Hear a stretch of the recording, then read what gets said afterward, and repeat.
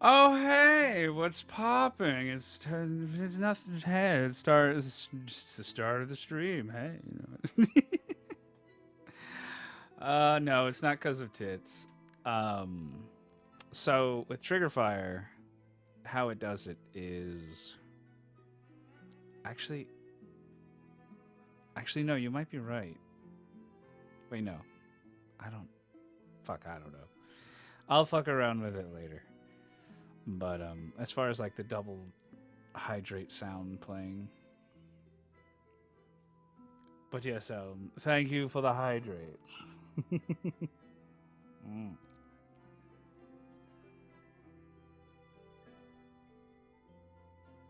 But yes, this is a stream reads, so it's going to be a little bit more on the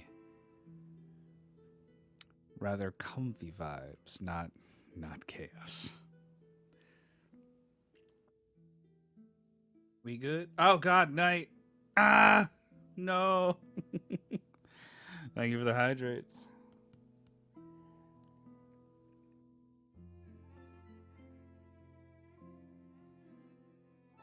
Ah. Hello there. I just wanted to say I think you're an amazing streamer, so keep up the great work and have a good night. Well, thank you, Ninja Anime. Hope you have a good one. Thanks for coming by.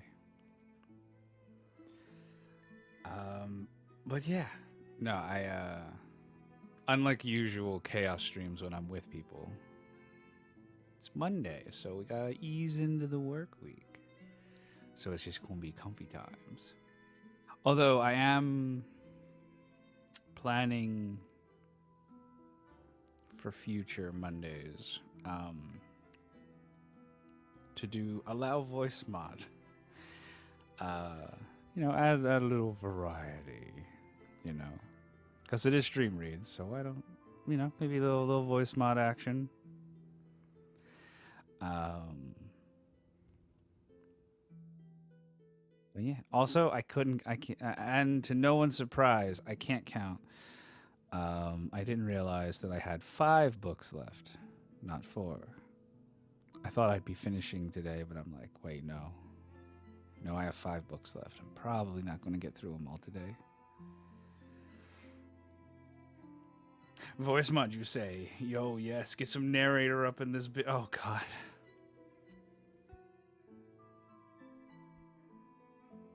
I'm going to have to figure out how to, do all that shenanigans as far as like with Twitch and whatnot. I think it's just an extension with Twitch that I can just, and it'll work. But, yeah. No, once I'm done with the Odyssey, yeah, future reading streams, mix it up a little, have some voice mod action, and we'll go from there.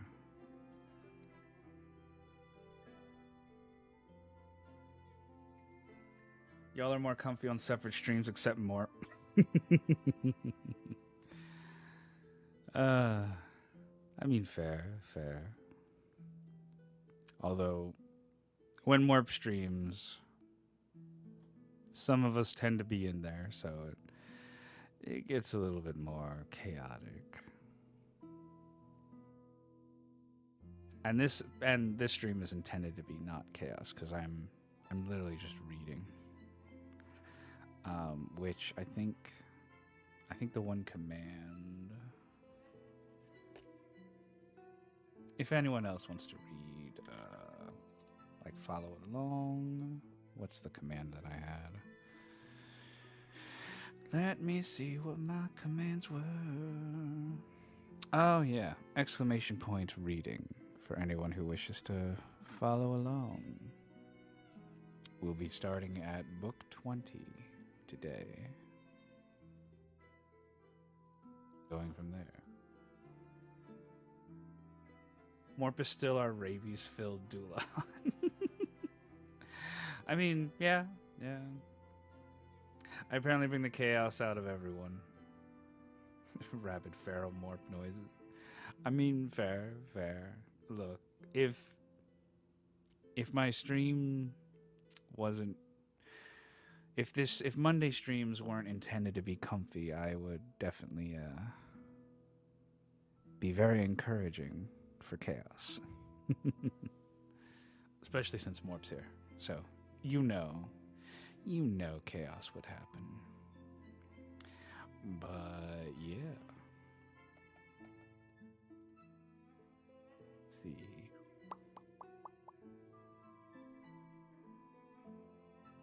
Unless there's any last minute suggestions or talking points, we'll,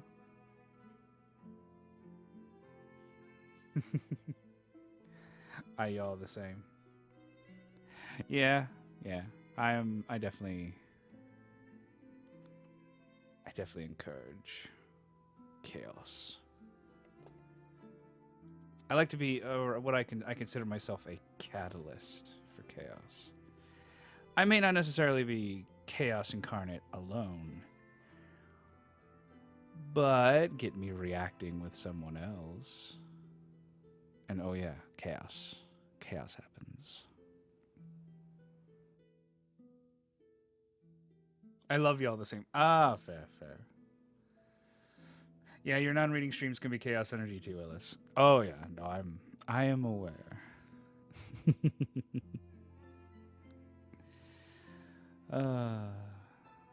Let's see. Any last minute things you want to make me aware of or chat about before we begin?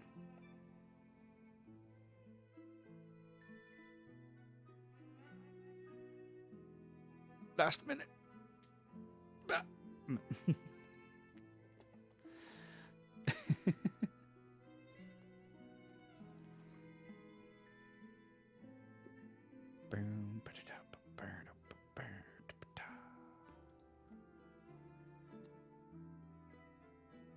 Doesn't look like it.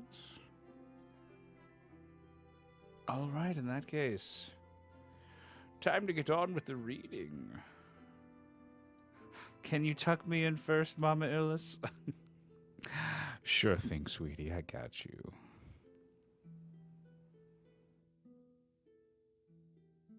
I'll even get you a little cup of water. So that way you don't get out of bed later.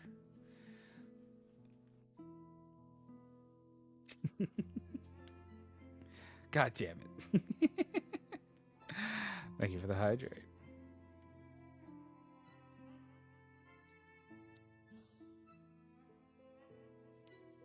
All right, so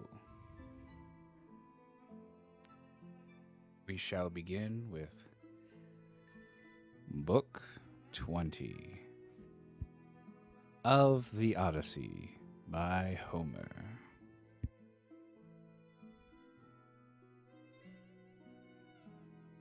Ulysses slept in the cloister upon an undressed bullock's hide, on the top of which he threw several skins of the sheep the suitors had eaten, and Eurynome threw a cloak over him after he had laid himself down. There, then, Ulysses lay wakefully brooding upon the way in which he should kill the suitors, and by the women who had been in the habit of misconducting themselves with them left the house giggling and laughing with one another. This made Ulysses very angry, and he doubted whether to get up and kill every single one of them then and there, or to let them sleep one more and last time with the suitors.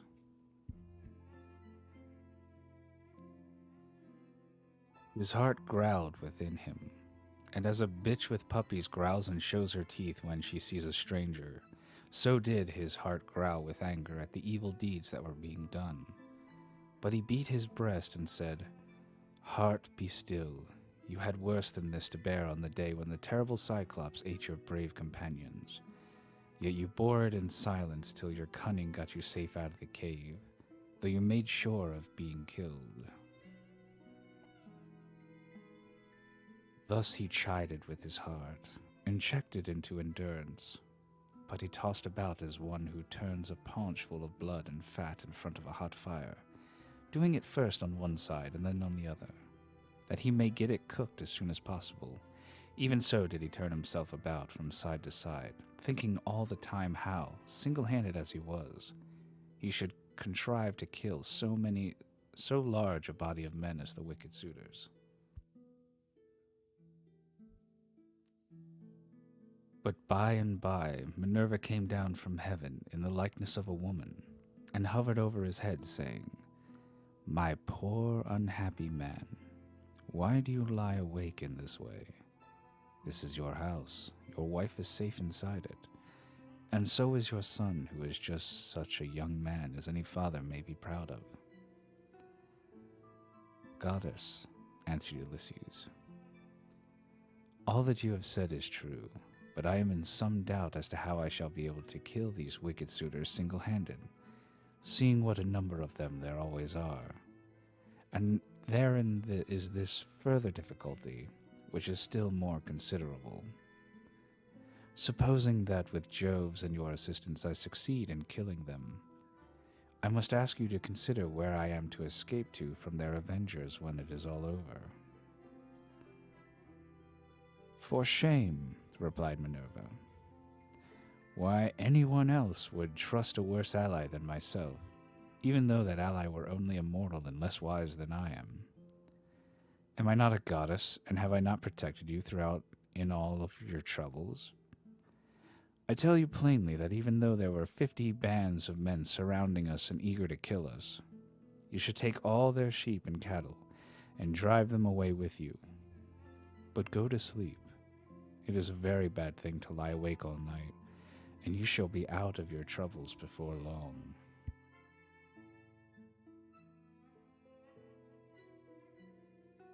As she spoke, she shed sleep over his eyes, and then went back to Olympus.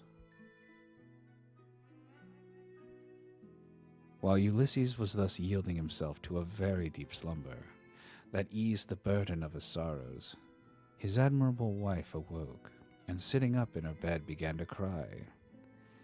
When she had relieved herself by weeping, she prayed to Diana, saying, "Great goddess Diana, daughter of Jove, drive an arrow into my heart and slay me, or let some whirlwind snatch me up and bear me through paths of darkness till it drop me into the mouths of overflowing Oceanus, as it did the daughters of Pandareus."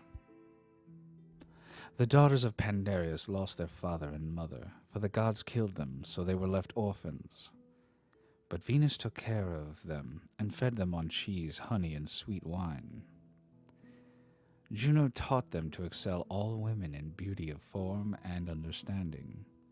Diana gave them an imposing presence, and Minerva endowed them with every kind of accomplishment.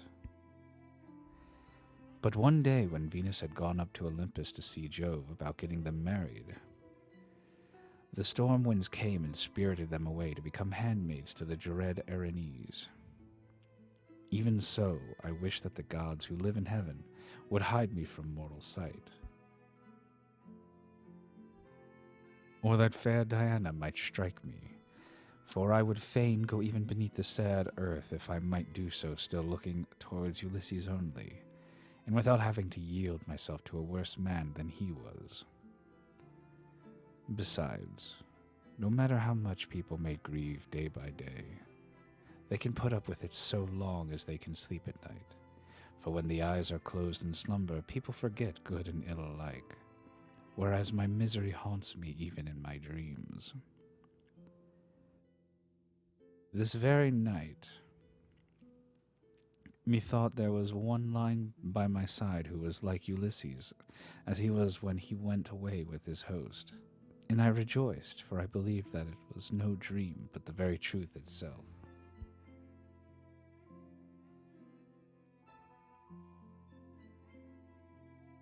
On this the day broke, but Ulysses heard the sound of her weeping, and it puzzled him, for it seemed as though she already knew him and was by his side. Then he gathered up the cloak and the fleeces on which he had lain, and set them on a seat in the cloister. But he took the bullock's hide out into the pen. He lifted up his hands to heaven and prayed, saying, "Father Jove, since you have seen fit to bring me over land and sea to my own home after all the afflictions you have laid upon me, give me a sign out of the mouth of some one or other of those who are now walking within the house, and let me have another sign of some kind from outside. Illis, you better be recording these VODs because you're going to read me to sleep for the next bit. Yeah, no, they're being recorded. No worries.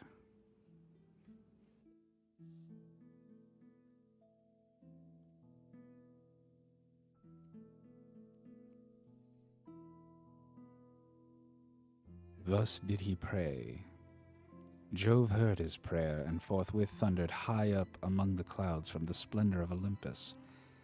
And Ulysses was glad when he heard it. At the same time within the house, a miller woman from hard by in the mill room lifted up her voice and gave him another sign. There were 12 miller women whose business it was to grind wheat and barley, which are the staff of life. Hold up, feeling a little burpy.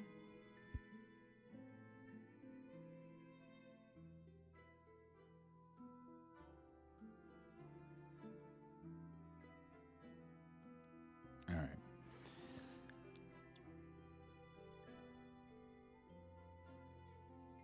The others had ground their task and had gone to take their rest.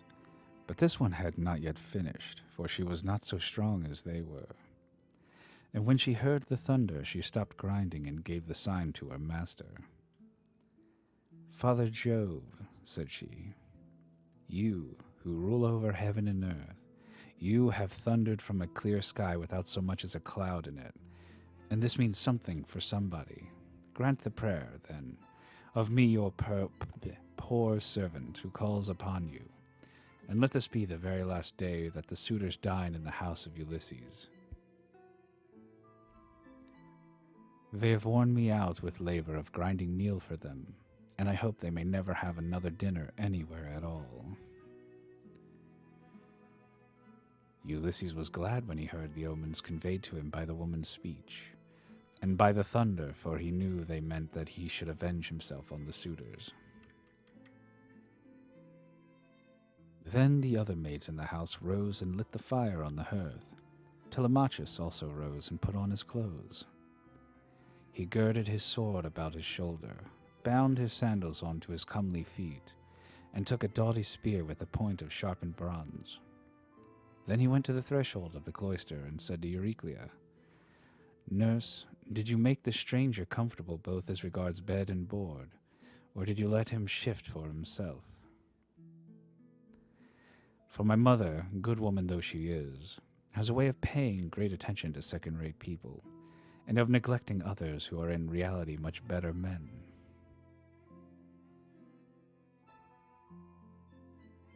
Do not find fault, child, said Euryclea, when there is no one to find fault with. The danger sat and drank his wine as long as he liked. Your mother did ask him if he would take any more bread, and he said he would not. When he wanted to go to bed, she told the servants to make one for him. But he said he was such a wretched outcast that he would not sleep on a bed and under blankets. He insisted on having an undressed bullock's hide and some sheepskins put for him in the cloister, and I threw a cloak over him myself.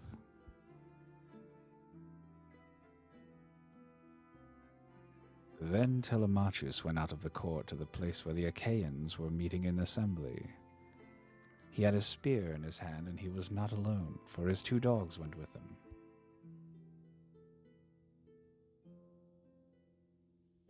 But Euryclea called the maids and said, Come, wake up, and set about sweeping the cloisters and sprinkling them with water to lay the dust.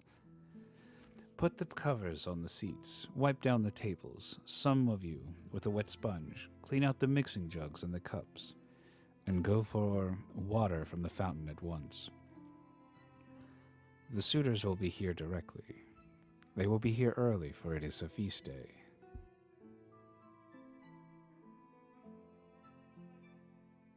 Thus did she speak, and they did even as she had said.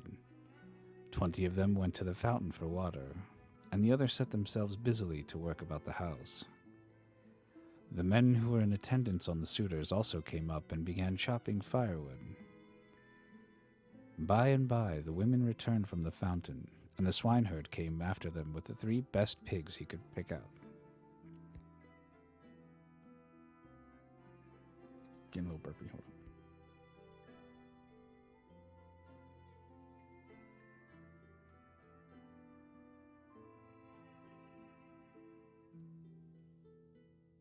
These he let feed about the premises, and then he said good-humoredly to Ulysses, "Stranger, are the suitors treating you any better now, or are they as insolent as ever?"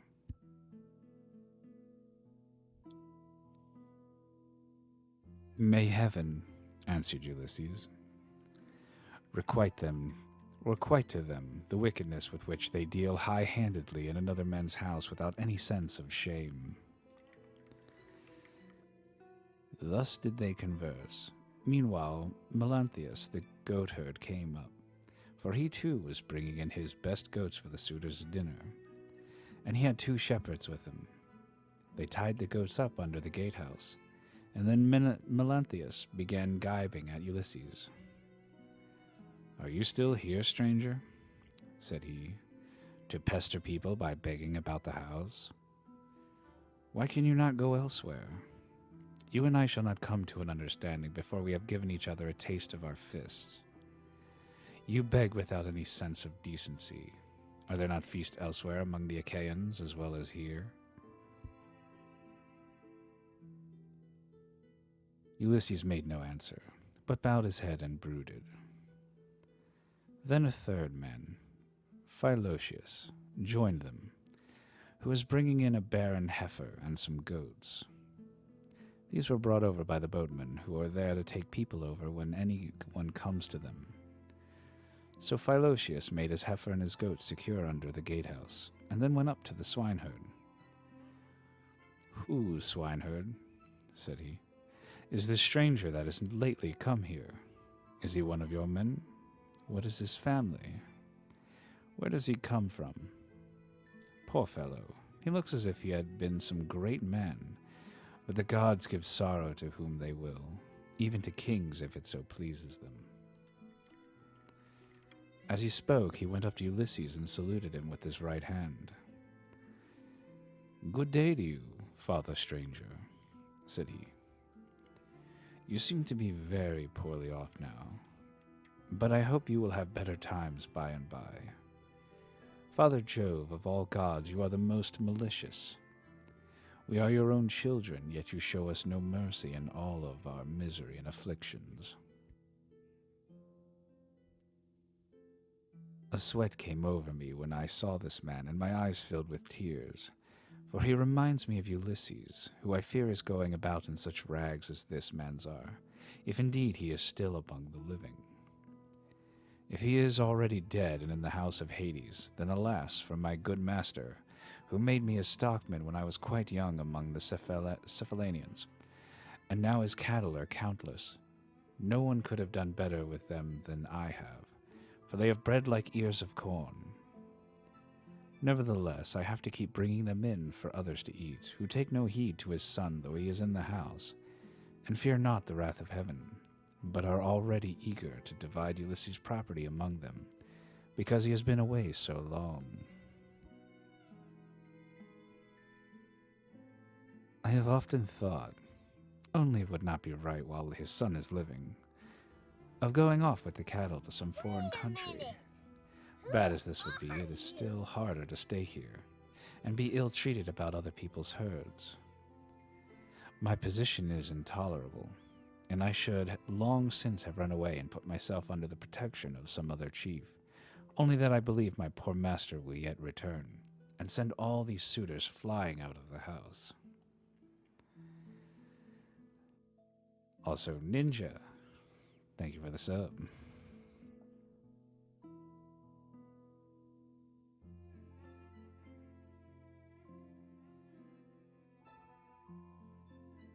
Stockman, answered Ulysses. You seem to be a very well-disposed person, and I can see that you are a man of sense. Therefore I will tell you, and I will confirm my words with an oath. By Jove, the chief of all gods, and by that hearth of Ulysses to which I now come, Ulysses shall return before you leave this place, and if you are so minded, you shall see him killing the suitors who are now masters here.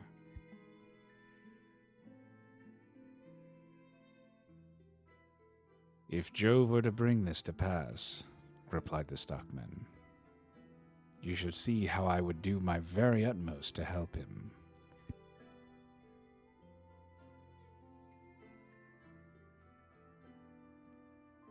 And in manner like Eumaeus prayed that Ulysses might return home. Thus did they converse. Meanwhile, the suitors were hatching a plot to murder Telemachus. But a bird flew near them on their left hand, an eagle with a dove in its talons. On this Amphinomus said, My friends, this plot of ours to murder Telemachus will not succeed. Let us go to dinner instead. The others assented, so they went inside and laid their cloaks on the benches and seats. They sacrificed the sheep, goats, pigs, and the heifer, and when the inward meats were cooked, they served them round. They mixed the wine in the mixing bowls, and the swineherd gave every man his cup, while Philautius handed around the bread in the bread baskets, and Melanthius poured them out their wine. Then they laid their hands upon the good things that were before them. Telemachus purposely made Ulysses sit in the part of the cloister that was paved with stone. He gave him a shabby-looking seat at a little table to himself, and had his portion of the inward meats brought to him, with his wine in a gold cup. Sit there, said he, and drink your wine among the great people. I will put a stop to the gibes and blows of the suitors, for this is no public house, but belongs to Ulysses, and has passed from him to me. Therefore, suitors, keep your hands and your tongues to yourselves, or there will be mischief.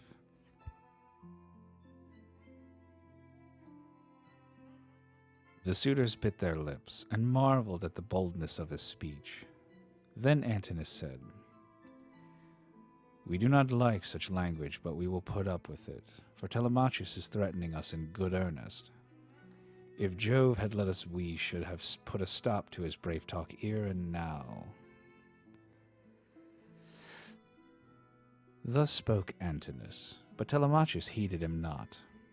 Meanwhile, the heralds were bringing the holly hecatomb toward the city, or through the city, and the Achaeans gathered under the shady grove of Apollo. Then they roasted the outer meat, drew it off the spits, gave every man his portion, and feasted to their heart's content. Those who waited at the table gave Ulysses exactly the same portion as the others had, for Telemachus had told them to do so. But Minerva would not let the suitors for one moment drop their insolence, for she wanted Ulysses to become still more bitter against them. Now there happened to be among them a ribald fellow, whose name was Ctesippus, and who came from Sthame. This man, confident in his great wealth, was paying court to the wife of Ulysses, and said to the suitors, Hear what I have to say. The stranger has already had as large a portion as any one of us. This is well, for it is not right nor reasonable to ill-treat any guest of Telemachus who comes here. I will, however, make him a present on my own account, that he may have something to give to the bathwoman, or to some other of Ulysses' servants. As he spoke, he picked up a heifer's foot from the meat basket in which it lay, and threw it at Ulysses. But Ulysses turned his head a little aside and avoided it, smiling grimly Sardinian fashion as he did so, and it hit the wall, not him. On this, Telemachus spoke fiercely to Ctesippus. It is a good thing for you, said he, that the stranger turned his head so that you missed him. If you had hit him, I should have run you through with my spear, and your father would have had to see about getting you buried rather than married in this house. So let me have no more unseemly behavior from any of you, For I am grown up now to the knowledge of good and evil, and understand what is going on, instead of being the child that I have been heretofore. I have long seen you killing my sheep and making free with my corn and wine.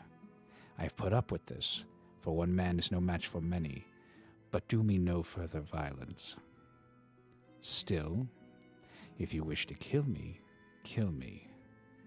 I would far rather die than see such disgraceful scenes day after day, guests insulted and men dragging the women servants about the house in an unseemly way.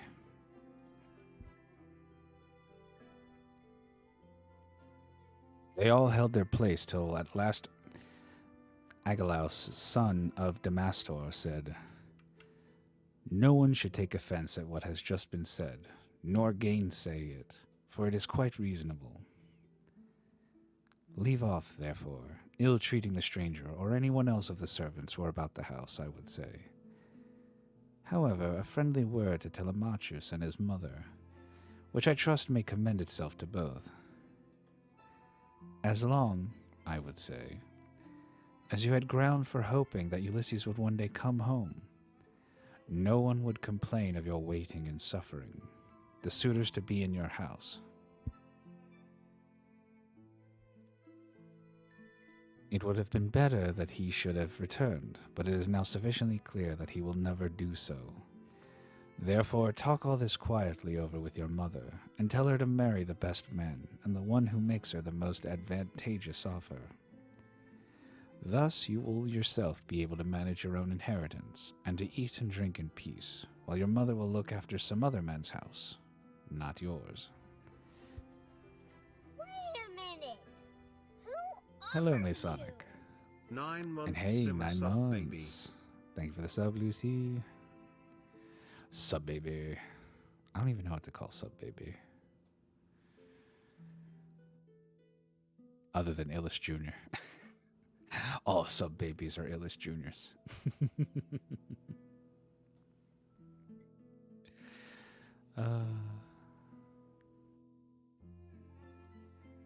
Illis is my birthday tomorrow. Hell yeah, Masonic. Happy early birthday. In case I don't. Well, I'm streaming again tomorrow. But yeah, happy early birthday. In case you're busy and I don't get to message you. But yeah, hope you have a good one tomorrow.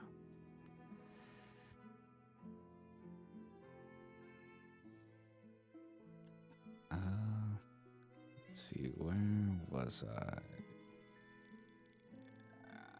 Okay.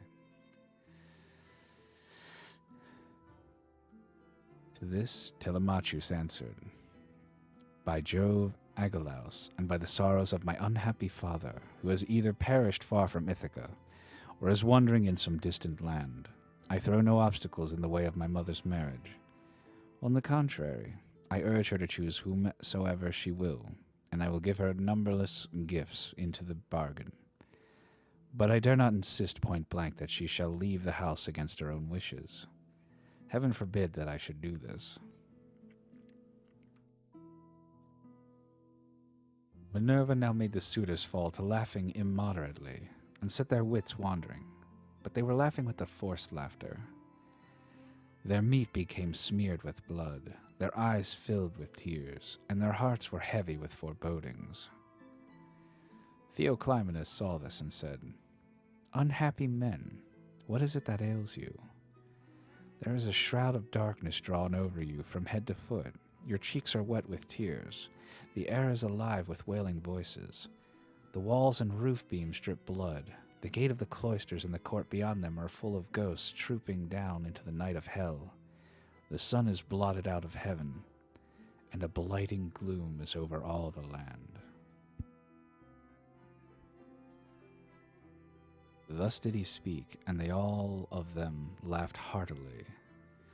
Eurymachus then said, "This stranger who has lately come here has lost his senses. Servants, turn him out into the streets, since he finds it so dark here." But Theoclymenus said, "Eurymachus, you need not send anyone with me. I have eyes, ears, and a pair of feet of my own, to say nothing of an understanding mind. I will take these out of the house with me, for I see mischief overhanging you, from which not one of you men who are insulting people and plotting ill deeds in the house of Ulysses will be able to escape. He left the house as he spoke and went back to Parias, who gave him welcome. But the suitors kept looking at one another and provoking Telemachus by laughing at the strangers. One insolent fellow said to him, "Telemachus, you are not happy in your guess. First you have this importunate tramp who comes begging bread and wine and has no skill for work or for hard fighting, but is perfectly useless, and now here is another fellow who is setting himself up as a prophet. Let me persuade you, for it will be much better to put them on board ship and send them off to the cycles to sell for what they will bring."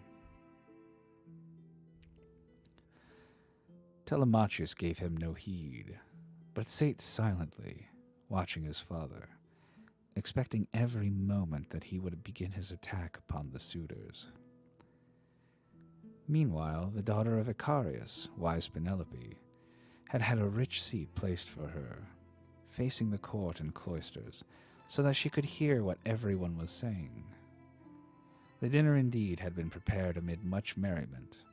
It had been both good and abundant, for they had sacrificed many victims, but the supper was yet to come, and nothing can be conceived more gruesome than the meal which a goddess and a brave man were soon to lay before them, for they had brought their doom upon themselves. End Book 20. And thank you for the stretchies. Yeah.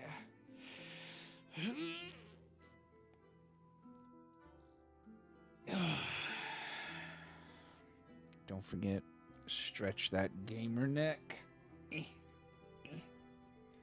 Can't be having stiffies on stream. And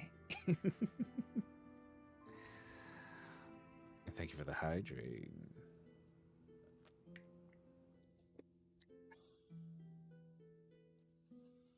But yeah. Looks like shit's about to go down for book 21.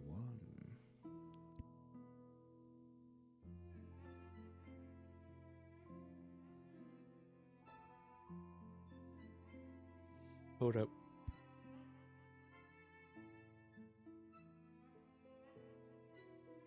What a yawn. Bah. But yeah.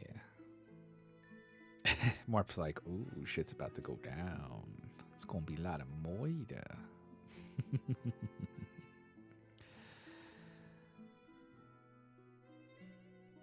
But yes, because for book 21, the first line is like, the little descriptor is like, the trial of the axes. So I think Morp's gonna like this one. Moida. Exactly.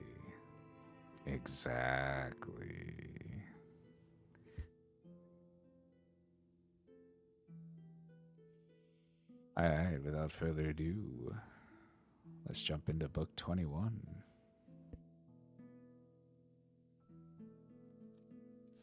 Yes, Grimoire packs. Yeah. Alright. Book 21.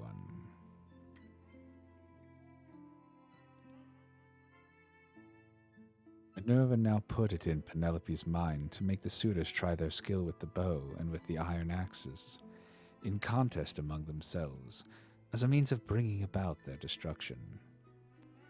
She went upstairs and got the storeroom key, which was made of bronze and had a handle of ivory. She then went with her maidens into the storeroom at the end of the house, where her husband's treasures of gold, bronze, and wrought iron were kept, and where was also his bow, and the quiver full of deadly arrows that had been given by him by a friend whom he had met in Lacedaemon, Iphitus, the son of Eurytus.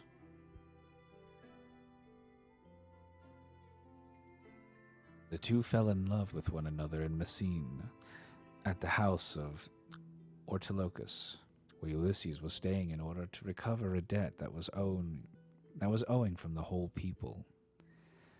For the Messenians had carried off 300 sheep from Ithaca, and had sailed away with them, and with their shepherds, in quest of these Ulysses took a long journey while still quite young. For his father and the other chieftains sent him on a mission to recover them. Iphitus had gone there also to try and get back 12 brood mares that he had lost, and the mule fowls that were running with them. These mares were the death of him in the end, and for when he went to the house of Jove's son, mighty Hercules, who performed such prodigies of valor, Hercules to his shame killed him, though he was his guest, for he feared not heaven's vengeance, nor yet respected his own table which he had set for Iphitus, but killed him in spite of everything, and kept the mares himself. It was when claiming these that Iphitus met Ulysses, and gave him the bow which mighty Eurytus had been used to carry, and which on his death had been left by him to his son. Ulysses gave him, in return, a sword and a spear, and this was the beginning of a fast friendship, although they never visited at one another's houses, for Jove's son Hercules killed Iphitus ere they could do so. This bow, then, given him by Iphitus, had not been taken with him by Ulysses when he sailed for Troy. He had used it so long as he had been at home, but had left it behind as having been a keepsake from a valued friend.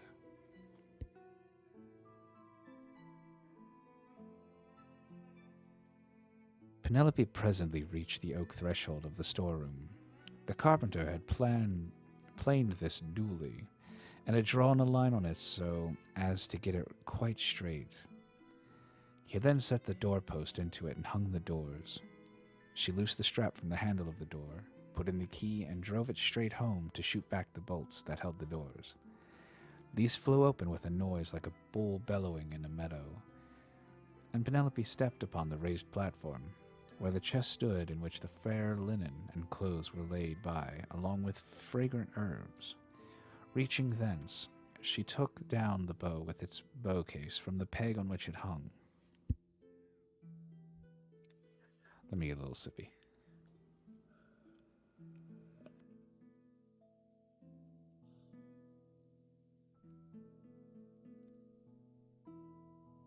You sat down with her.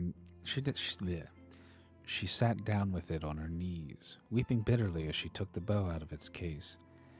And when her tears had relieved her, she went to the cloister where the suitors were, carrying the bow and the quiver, with the many deadly arrows that were inside it. Along with her came her maidens, bearing a chest that contained much iron and bronze which her husband had won as prizes.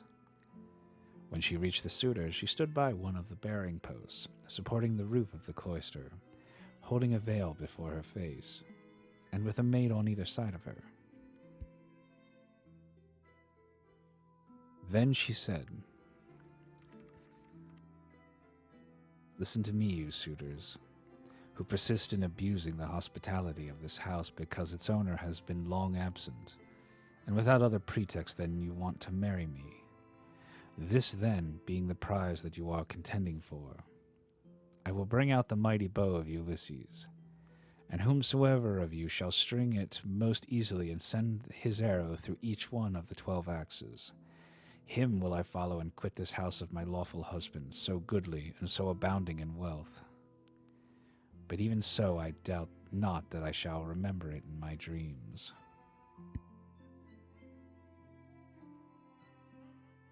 As she spoke, she told Eumaeus to set the bow and the pieces of iron before the suitors, and Eumaeus wept as he took them to do as she had bidden him.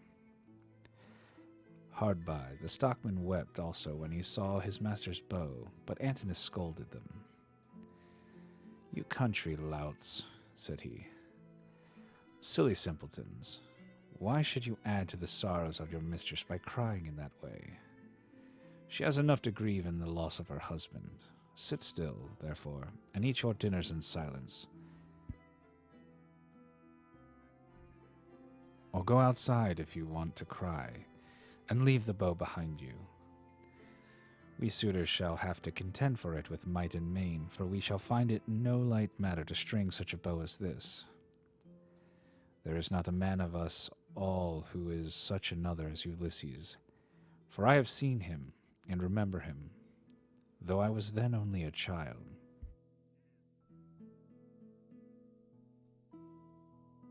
This was what he said, but all the time he was expecting to be able to string the bow and shoot through the iron, whereas in fact he was to be the first that should taste of the arrows from the hands of Ulysses, whom he was dishonoring in his own house, egging the others on to do also.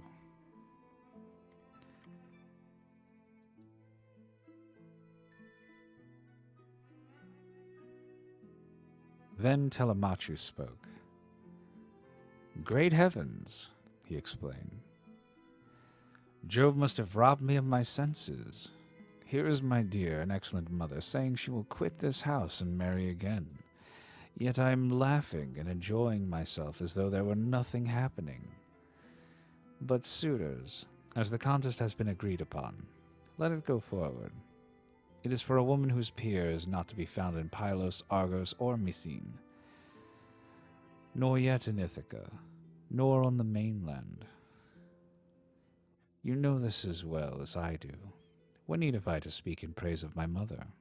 Come on, then. Make no excuses for delay, but let us see whether you can string the bow or no. I too will make trial of it, for if I can string it and shoot through the iron, I shall not suffer my mother to quit this house with a stranger, not if I can win the prizes which my father won before me." As he spoke, he sprang from his seat, threw his crimson cloak from him, and took his sword from his shoulder. First he set the axes in a row, in a long groove which he had dug for them, and had made straight by line. Then he stamped the earth tight around them, and everyone was surprised when they saw him set them up so orderly, though he had never seen anything of the kind before. This done, he went on to the pavement to make trial of the bow. Thrice did he tug at it, trying with all his might to draw the string, and thrice he had to leave off, though he had hoped to string the bow and shoot through the iron. He was trying for the fourth time, and would have strung it had not Ulysses made a sign to check him in spite of all his eagerness. So he said, "Alas, I shall either be always feeble and of no prowess, or I am too young, and have not yet reached my full strength so as to be able to hold my own if anyone attacks me. You others, therefore, who are stronger than I, make trial of the bow and get this contest settled." On this, he put the bow down, letting it lean against the door that led into the house, with the arrow standing against the top of the bow. Then he sat down on the seat from which he had risen, and Antinous said, "Come on, each of you, in his turn, going towards the right from the place at which the cupbearer begins when he is handing round the wine." The rest agreed, and Laodus, son of Onyps, was the first to rise. He was sacrificial priest to the suitors, and sat in the corner near the mixing bowl. He was the only man who hated their evil deeds and was indignant with the others. He was now the first to take the bow and arrow, so he went on to the pavement to make his trial, but he could not string the bow, for his hands were weak and unused to hard work. They therefore soon grew tired, and he said to the suitors, "My friends, I cannot string it. Let another have at it. This bow shall take the life and soul out of many a chief among us, for it is better to die than to live after having missed the prize that we have so long striven for, and which has brought us so long together. Some one of us is even now hoping and praying that he may marry Penelope, but when he has seen this bow and tried it, let him woo and make bridal offerings to some other woman, and let Penelope marry whoever makes her the best offer, and whose lot it is to win her."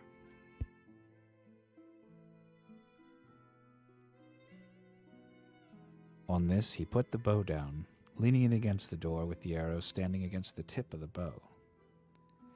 Then he took his seat again on the seat from which he had risen, and Antinous rebuked him, saying, Laertes, what are you talking about? Your words are monstrous and intolerable. It makes me angry to listen to you. Shall then this bow take the life of many a chief among us merely because you cannot bend it yourself? True, you were not born to be an archer, but there are others who will soon string it.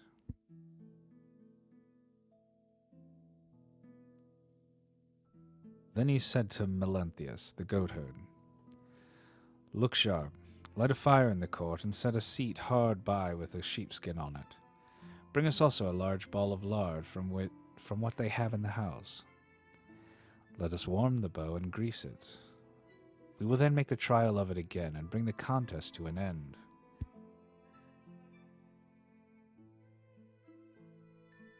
Melanthius lit the fire and set a seat covered with sheepskin beside it. He also brought a great ball of lard from what they had in the house, and the suitors warmed the bow and again made trial of it. But they were none of them nearly strong enough to string it. Nevertheless, there still remained Antinous and Eurymachus, who were the ringleaders among the suitors and much of the foremost among them all.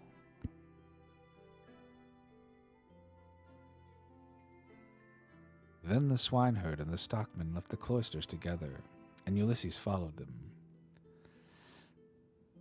When they had got outside the gates and the outer yard, Ulysses said to them quietly,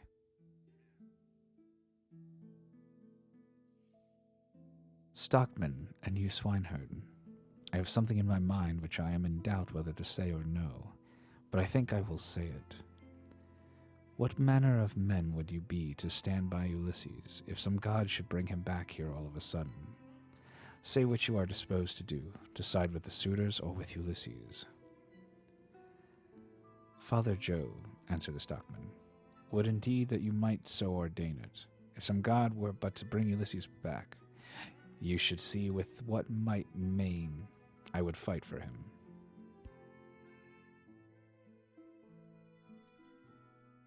In like words Eumaeus prayed to all the gods that Ulysses might return. When, therefore, he saw for certain what mind they were of, Ulysses said, It is I, Ulysses, who am here. I have suffered much, but at last in the 20th year I am come back to my own country. I find that you two alone of all my servants are glad that I should do so, for I have not heard any of the others praying for my return. To you two, therefore, will I unfold the truth as it shall be. If heaven shall deliver the suitors into my hands, I will find wives for both of you, will give you house and holding close to my own, and you shall be to me as though you were brothers and friends of Telemachus. I will now give you convincing proofs that you may know me and be assured. See, here is the scar from the boar's tooth that ripped me when I was out hunting on Mount Parnassus with the sons of Autolycus.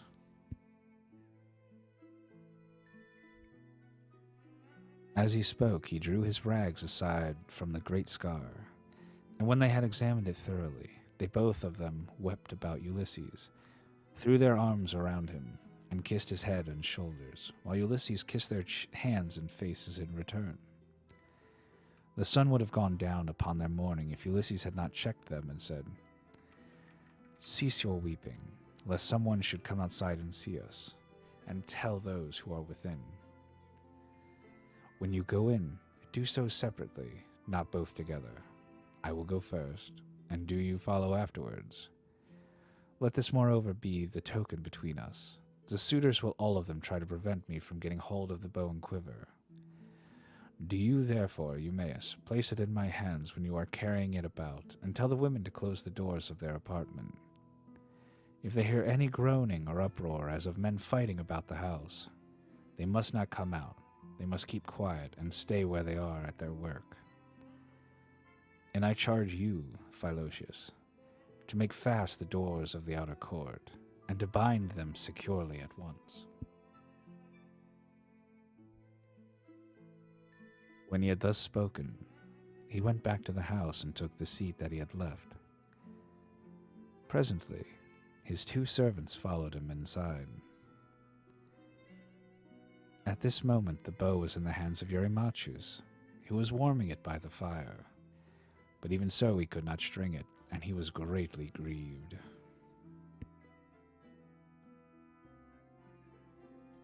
He heaved a deep sigh and said, I grieve for myself and for us all.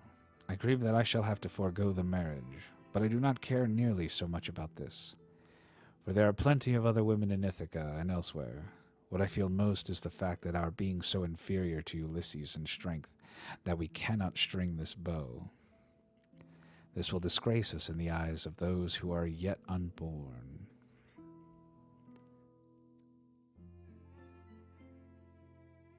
It shall not be so, Eurymachius, said Antinous. And you know it yourself. Today is the feast of Apollo throughout all the land. Who can string a bow on such a day as this? Put it on one side. As for the axes, they can stay where they are, for no one is likely to come to the house and take them away. Let the cupbearer go around with his cups, that we may make our drink offerings and drop this matter of the bow. We will tell Melanthius to bring us in some goats tomorrow, the best he has. We can then offer hot thigh bones to Apollo the mighty archer, and again make trial of the bow, so as to bring the contest to an end. The rest approved his words, and thereon men-servants poured water over their hands of the guest, while pages filled the mixing bowls with wine and water, and handed it round, giving every man his drink offering. Then, when they had made their offerings and had drunk each as much as he desired, Ulysses craftily said, Suitors of the illustrious queen, listen that I may speak even as I am minded. I appeal more especially to Eurymachius and to Antinous, who has just spoken with so much reason. Cease shooting for the present, and leave the matter to the gods. But in the morning, let heaven give victory to whom it will. For the moment, however, give me the bow that I may prove the power of my hands among you all, and see whether I still have as much strength as I used to have, or whether travel and neglect have made an end of it.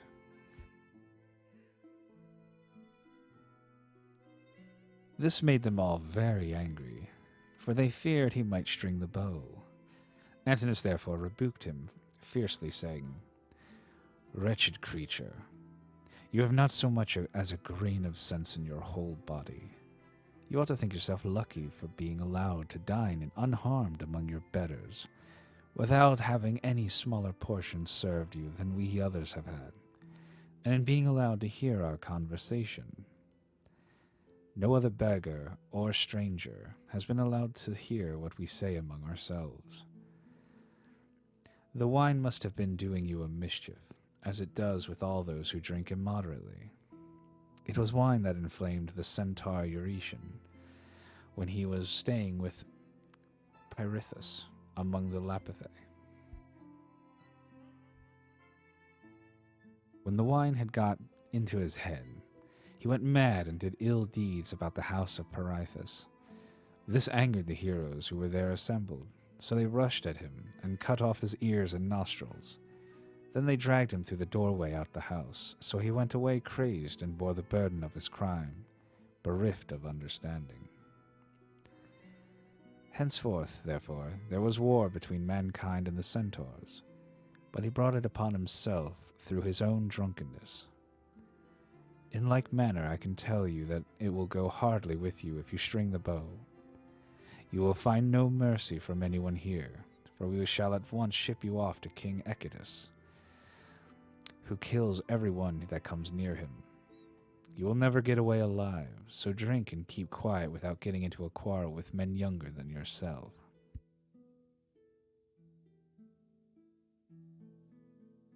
Penelope then spoke to him.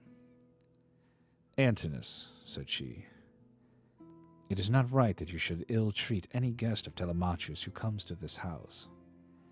If the stranger should prove strong enough to string the mighty bow of Ulysses, can you suppose that he would take me home with him and make me his wife? Even the man himself can have no such idea in his mind. None of you need let that disturb his feasting. It would be out of all reason.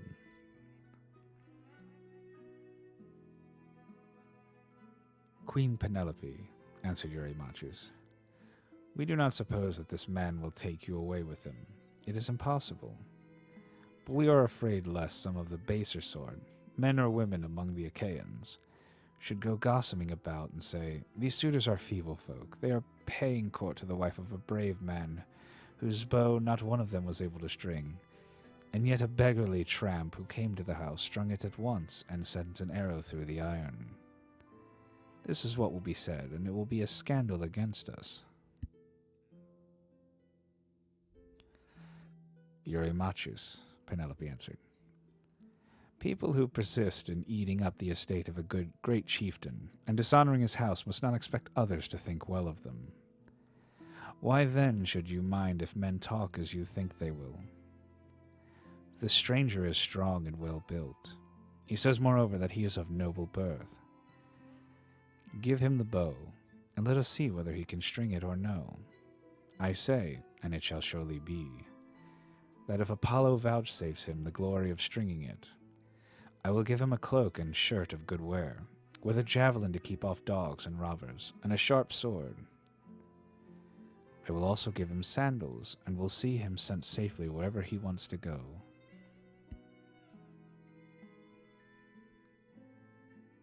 Then Telemachus said, Mother, I am the only man either in Ithaca or in the islands that are over against Illis, who has the right to let anyone have the bow or to refuse it.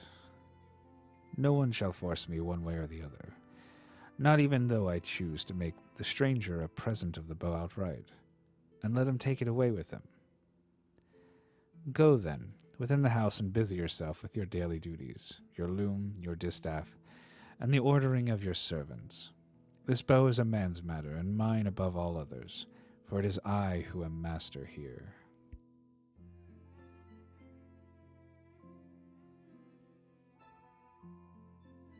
He went wandering back into the house, and laid her son saying in her heart. Then going upstairs with her handmaids into her room, she mourned her dear husband till Minerva sent sweet sleep over her eyelids. The swineherd now took up the bow and was for taking it to Ulysses. But the suitors clamored at him from all parts of the cloisters, and one of them said, You idiot, where are you taking the bow to? Are you out of your wits? If the Apollo and the other gods will grant our prayer, your own boarhounds shall get you into some quiet little place and worry you to death. Eumaeus was frightened at the outcry they all raised, so he put the bow down then and there. But Telemachus shouted at him from the other side of the cloisters and threatened him, saying, Father Eumaeus, bring the bow on in spite of them, or young as I am, I will pelt you with stones back to the country, for I am the better man of the two. I wish I was as much stronger than all the other suitors in the house as I am than you. I would soon send some of them off sick and sorry, for they mean mischief.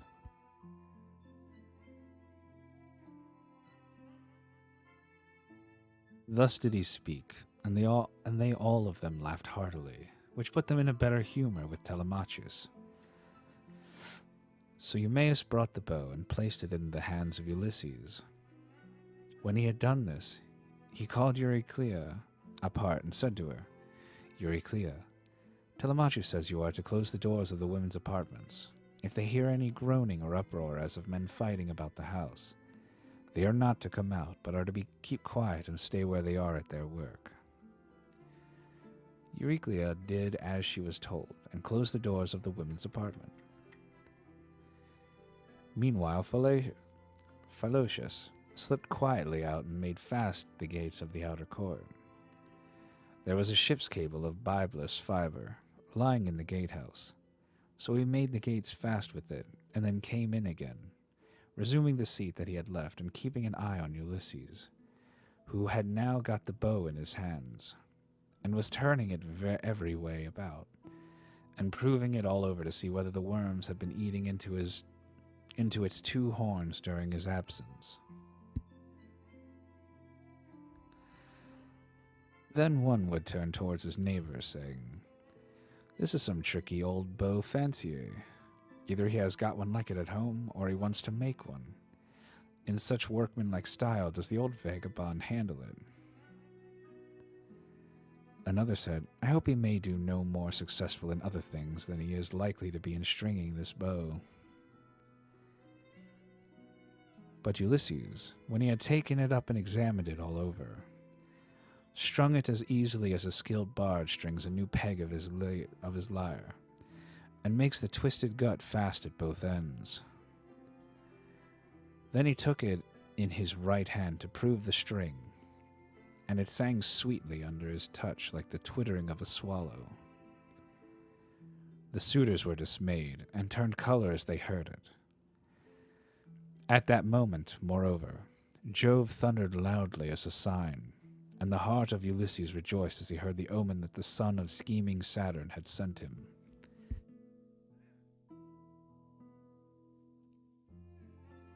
He took an arrow that was lying upon the table, for those which the Achaeans were so shortly about to taste were all inside the quiver. He laid it on the centerpiece of the bow and drew the notch of the arrow, and the string toward him, still seated on his seat. When he had taken aim, he let fly, and his arrow pierced every one of the handle holes of the axes from the first onwards till it had gone right through them, and into the outer courtyard. Then he said to Telemachus, "Your guest has not disgraced you, Telemachus. I did not miss what I aimed at, and I was not long in stringing my bow. I am still strong, and not as the suitors twit me with being. Now, however, it is time for the Achaeans to prepare supper while there is still daylight, and then otherwise to disport themselves with song and dance, which are the crowning ornaments of a banquet." As he spoke, he made a sign with his eyebrows, and Telemachus girded on his sword, grasped his spear, and stood armed beside his father's seat. End of Book 21. Ooh, oh shit, fight. There's gonna be a fight. Also, these books seem a little shorter, so you know what? We might just say fuck it and finish up books 22, 23, and 24. I think there's 24, right? Right. There's only 24. Yep, there's 24. You know what? Fuck it. We're gonna just clear them all out today. Fucking YOLO. But first, let me update my stream. Edit stream finishing. Let's see, finishing reading. The Odyssey. Boom.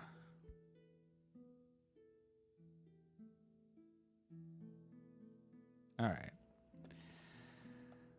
Good stuff. Okay. And with that, we are going to... We shall begin Book 22.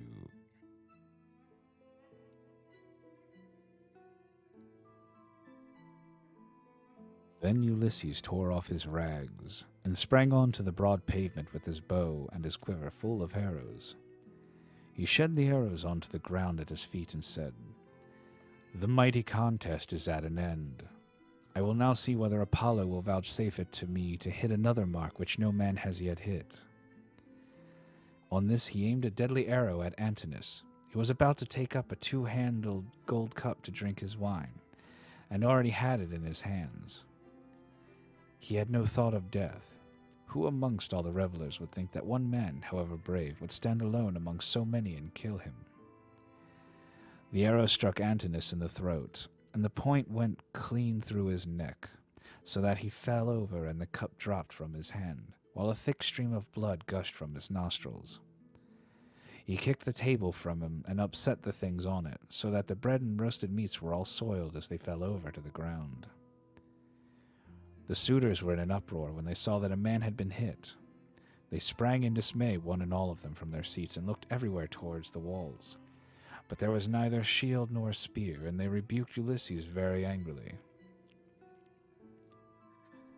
"Stranger," said they, "you shall pay for shooting people in this way, for you shall see no other contest. You are a doomed man. He whom you have slain was the foremost youth in Ithaca, and the vulture shall devour you for having killed him." Thus they spoke, for they thought that he had killed Antinous by mistake, and did not perceive that death was hanging over the head of every one of them. But Ulysses glared at them and said, "Dogs, did you think that I should not come back from Troy? You have wasted my substance, have forced my women servants to lie with you, and have wooed my wife while I was still living. You have feared neither God nor man, and now you shall die." They turned pale with fear as he spoke, and every man looked around to see whither he might fly for safety, but Eurymachus alone spoke.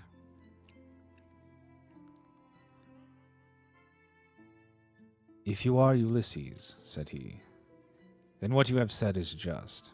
We have done much wrong on your lands and in your house. But Antinous, who was the head and the front of the offending, lies low already. It was all his doing. It was not that he wanted to marry Penelope. He did not so much care about that.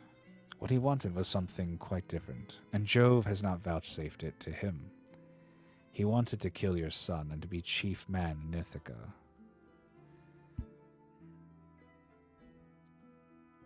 Now, therefore, that he has met the death which was his due, spare the lives of your people.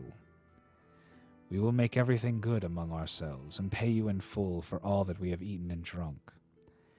Each one of us shall pay you a fine worth 20 oxen, and we will keep on giving you gold and bronze till your heart is softened.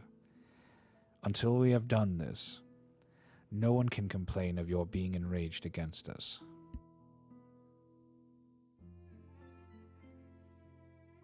Ulysses again glared at him and said, "Though you should give me all that you have in the world, both now and all that you ever shall have, I will not stay my hand till I have paid all of you in full. You must fight or fly for your lives, and fly not a man of you shall."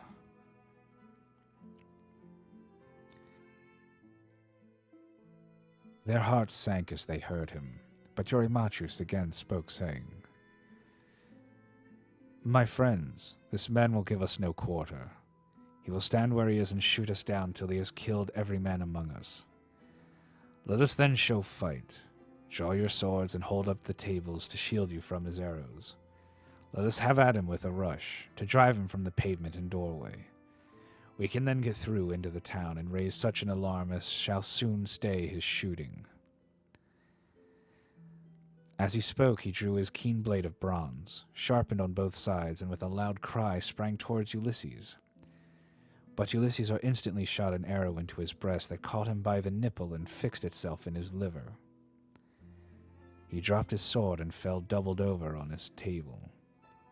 The cup and all the meats went over onto the ground as he smote the earth with his forehead in the agonies of death, and he kicked the stool with his feet until his eyes were closed in darkness.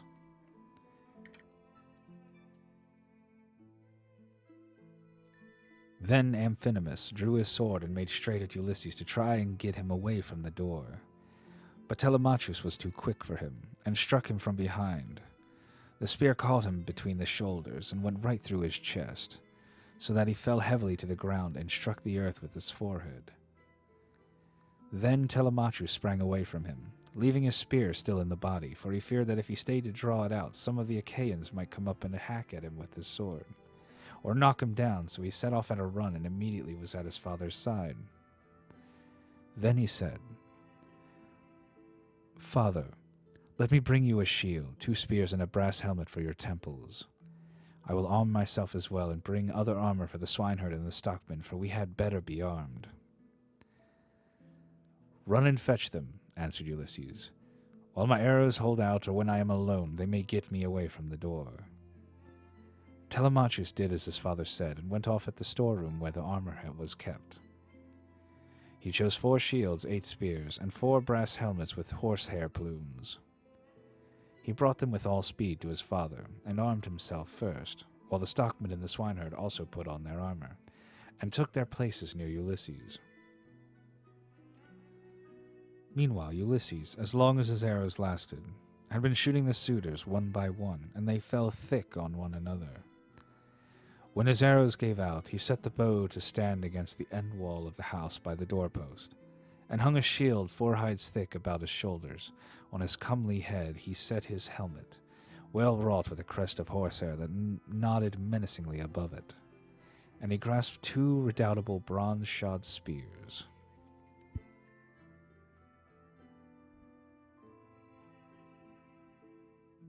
Now there was a trap door on the wall, while at one end of the pavement there was an exit leading to a narrow passage, and this exit was closed by a well-made door. Ulysses told Philocteus to stand by this door and guard it, for only one person could attack it at a time. But Agelaus shouted, "Cannot someone go up to the trap door and tell the people what is going on? Help would come at once, and we should soon make an end of this man and his shooting." This may not be, Agelaus," answered Melanthius. "The mouth of the narrow passage is dangerously near the entrance to the outer court. One brave man could prevent any number from getting in. But I know what I will do. I will bring you arms from the storeroom, for I am sure it is there that Ulysses and his son have put them." On this the goatherd Melanthius went by back passages to the storeroom of Ulysses' house. There he chose 12 shields with as many helmets and spears, and brought them back as fast as he could to give them to the suitors. Ulysses' heart began to fail him when he saw the suitors putting on their armor and brandishing their spears.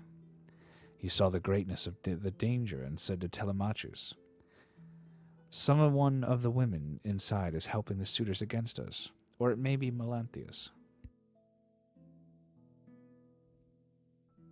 Telemachus answered, "The fault, father, is mine and mine only.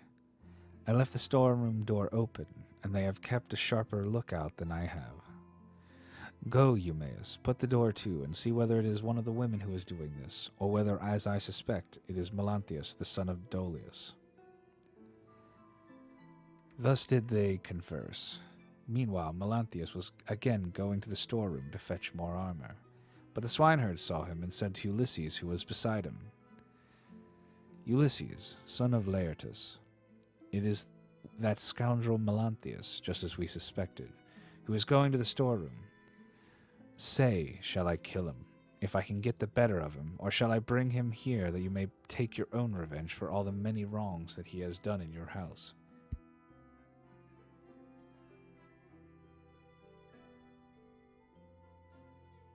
Ulysses answered, "Telemachus and I will hold these suitors in check. No matter what they do, go back in both of you and bind Melanthius' hands and feet behind him. Throw him into the storeroom and make the door fast behind you. Then fasten a noose about his body and string him close up to the rafters from a high bearing post, that he may linger on in an agony." Thus did he speak, and they did even as he had said. They went to the storeroom, which they entered before Melanthius saw them, for he was busy searching for arms in the innermost part of the room. So the two took their stand on either side of the door and waited.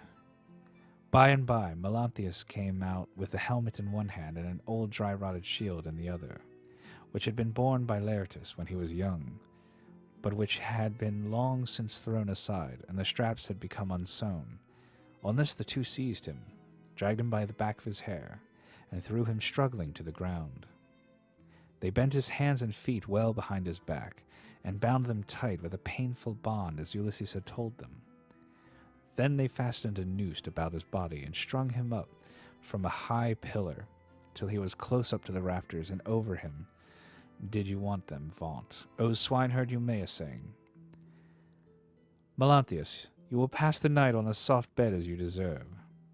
You will know very well when morning comes from the streams of Oceanus, and it is time for you to be driving in your goats for the suitors to feast on. Get a little sippy, hold up.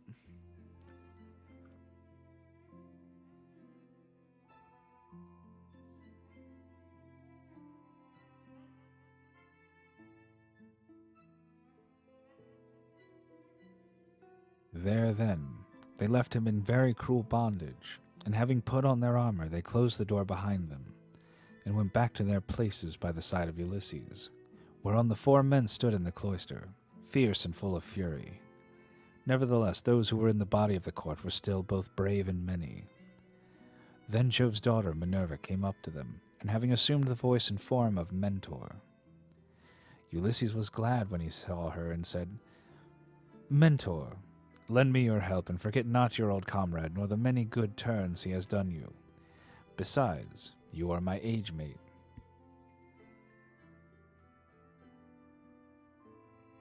But all the time he felt sure it was Minerva, and the suitors from the other side raised an uproar when they saw her.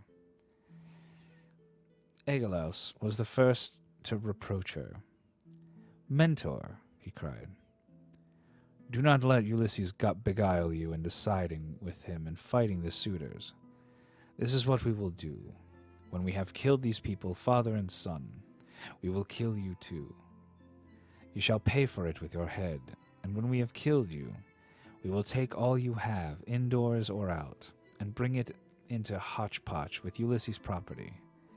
We will not let your sons live in your house, nor your daughters, nor shall your widow come to live in the city of Ithaca. You're struggling to stay awake? Wish me luck, no more nightmares. Have a good night all. All Gucci's night. Go get some good sleep. Hopefully you can get some good sleep.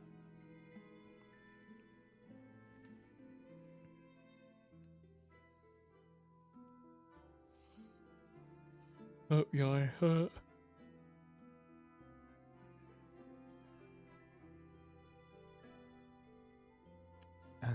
Where was I? Okay, here we go. This made Minerva more furious, so she scolded Ulysses very angrily.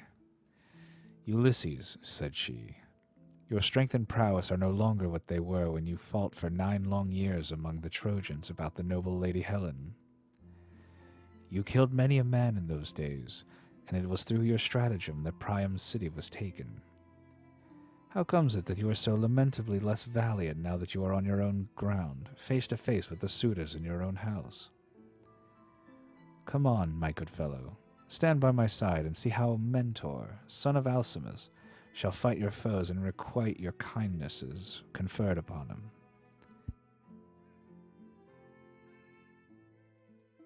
But she would not give him full victory as yet, for she wished still further to prove his own prowess and that of his brave son. So she flew up to one of the rafters in the roof of the cloister, and sat upon it in the form of a swallow. Meanwhile, Agelaus, son of Damastor, Eurynomus, Amphimedon, Demoptolemus, Pisander, and Polybus, son of Polyctor, bore the brunt of the fight upon the suitor's side. Of all those who were still fighting for their lives, they were by far the most valiant, for the others had already fallen under the arrows of Ulysses. Agelaus shouted to them and said, My friends, he will soon have to leave off, for Mentor has gone away after having done nothing for him but brag. They are standing at the doors unsupported. Do not aim at him all at once, but 6 of you throw your spears first, and see if you cannot cover yourselves with glory by killing him. When he has fallen, we need not be uneasy about the others. They drew their spears as he bade them, but Minerva made them all of no effect. One hit the doorpost, another went against the door. The pointed shaft of another struck the wall, and as soon as they had avoided all the spears of the suitors, Ulysses said to his own men, My friends, I should say we too had better let drive into the middle of them, or they will crown all the harm they have done us by killing us outright. They therefore aimed straight in front of them and threw their spears. Ulysses killed Demoptolemus, Telemachus Euryalus, Eumaeus Elatus, while the stockmen killed Pisander. These all bit the dust, and as the others drew back into a corner, Ulysses and his men rushed forward and regained their spears by drawing them from the bodies of the dead. The suitors now aimed a second time, but again Minerva made their weapons for the most part without effect. One hitting a bearing post of the cloister, another went against the door, while the pointed shaft of another struck the wall. Still, Amphimedon just took a piece of the top skin from off Telemachus' wrist, and Ctesippus managed to graze Eumaeus' shoulder above his shield. But the spear went on and fell to the ground.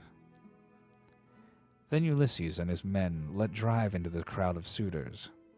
Ulysses hit Eurydamas, Telemachus Amphimedon, and Eumaeus Polybus. After this, the stockman hit Ctesippus in the breast and taunted him, saying, "Foul-mouthed son of Polytherses, do not be so foolish as to talk wickedly another time. But let heaven direct your speech, for the gods are far stronger than men. I make you a present of this advice to repay you for the foot which you gave Ulysses when he was begging about in his own house." Thus spoke the stockman, and Ulysses struck the son of Damastor with a spear in close fight, while Telemachus hit Leocritus, son of Evenor, in the belly, and the dart went clean through him, so that he fell forward full on his face upon the ground. Then Minerva from her seat on the rafter held up her deadly aegis, and the hearts of the suitors quailed. They fled to the other end of the court like a herd of cattle maddened by the gadfly in early summer, when the days are at their longest.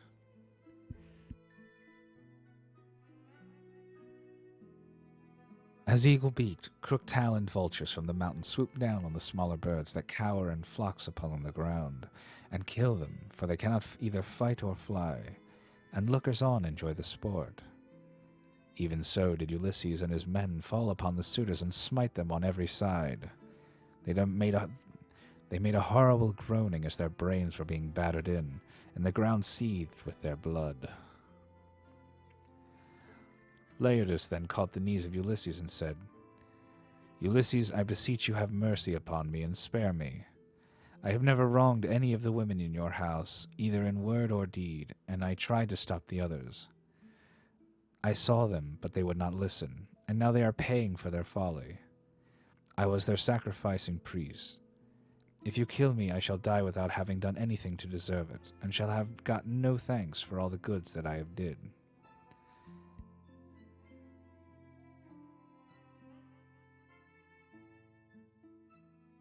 Ulysses looked sternly at him and answered, "If you were their sacrificing priest, you must have prayed many a time that it might be long before I got home again, and that you might marry my wife and have children by her.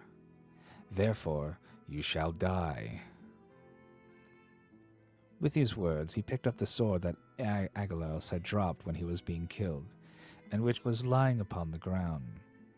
Then he struck Laertes on the back of his neck, so that his head fell rolling in the dust while he was yet speaking. The minstrel, Phemius, son of Terpes, he who had been forced by the suitors to sing to them, now tried to save his life. He was standing near towards the trapdoor, and held his lyre in his hand. He did not know whether to fly out of the cloister and sit down by the altar of Jove that was in the outer court, and on which both Laertes and Ulysses had offered up the thigh bones of many an ox, or whether to go straight up to Ulysses and embrace his knees, but in the end he deemed it best to embrace Ulysses' knees.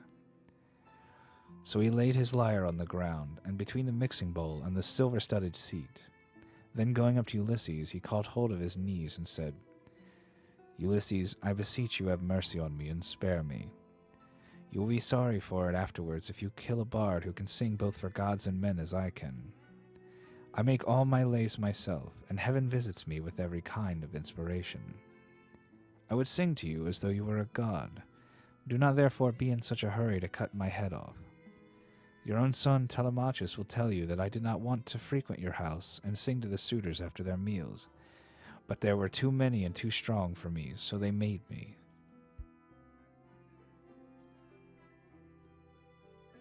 Telemachus heard him, and at once went up to his father. Hold, he cried. The man is guiltless. Do him no hurt, and we will spare Medon too, who was always good to me when I was a boy, unless Philocius or Eumaeus has already killed him, or he has fallen in your way when you were raging about the court.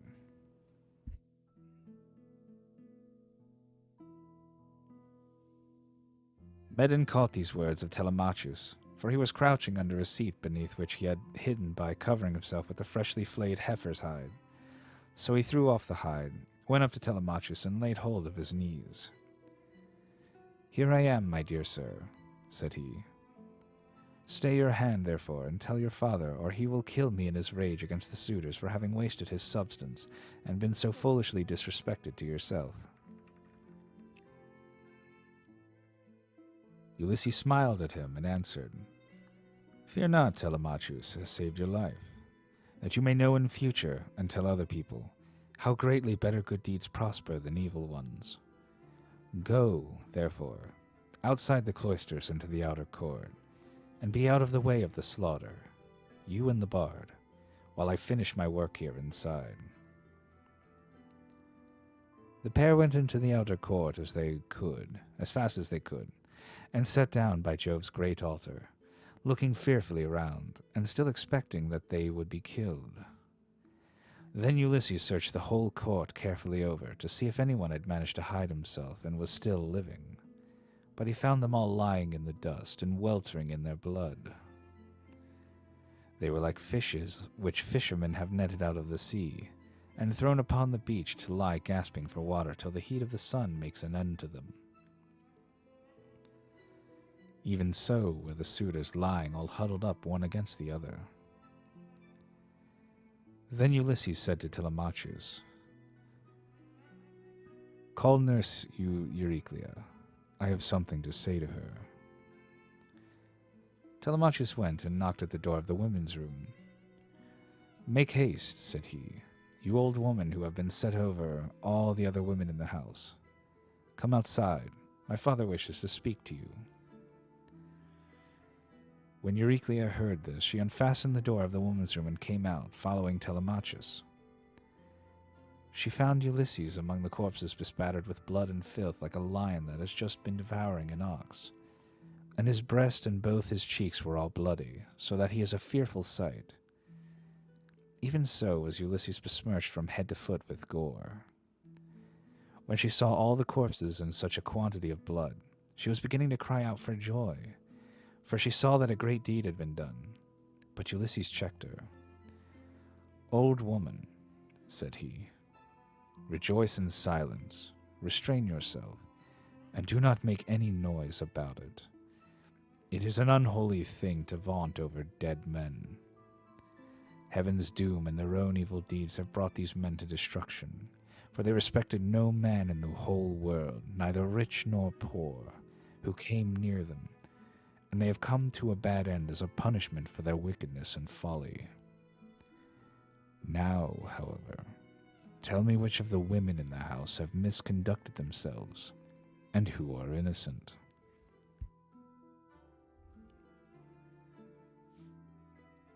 I will tell you the truth, my son, answered Euryclea.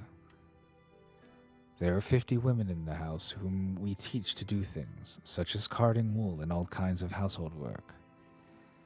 Of these, 12 in all have misbehaved and have been wanting in respect to me, and also to Penelope. They showed no disrespect to Telemachus, for he has only lately grown, and his mother never permitted him to give orders to the female servants. But let me go upstairs and tell your wife all that has happened, for some god has been sending her to sleep. Do not wake her yet, answered Ulysses. But tell the women who have misconducted themselves to come to me. Euryclea left the cloister to tell the women and make them come to Ulysses. In the meantime, he called Telemachus, the stockman, and the swineherd. "Begin," he said, "to remove the dead and make the women help you. Then get sponges and clean water to swill down the tables and seats.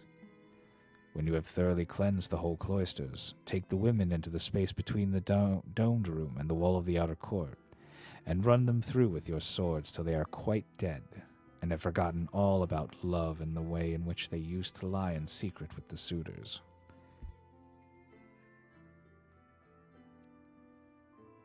On this, the women came down in a body, weeping and wailing bitterly. First they carried the dead bodies out and propped them up against one another in the gatehouse. Ulysses ordered them about and made them do their work quickly, so they had to carry the bodies out.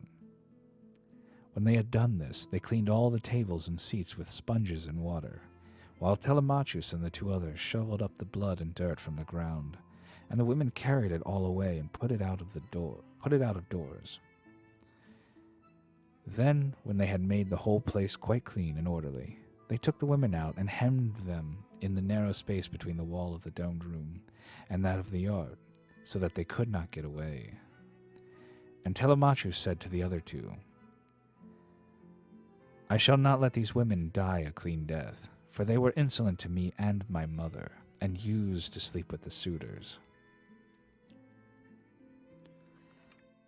So saying, he made a ship's cable fast to one of the bearing posts that supported the roof of the domed room, and secured it all around the building, at a good height, lest any of the women's feet should touch the ground.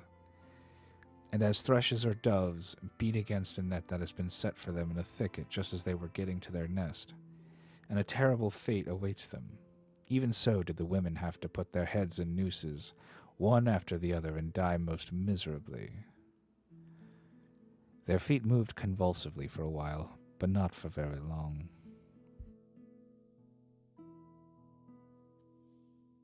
As for Melanthius, they took him through the cloister into the inner court. There they cut off his nose and his ears.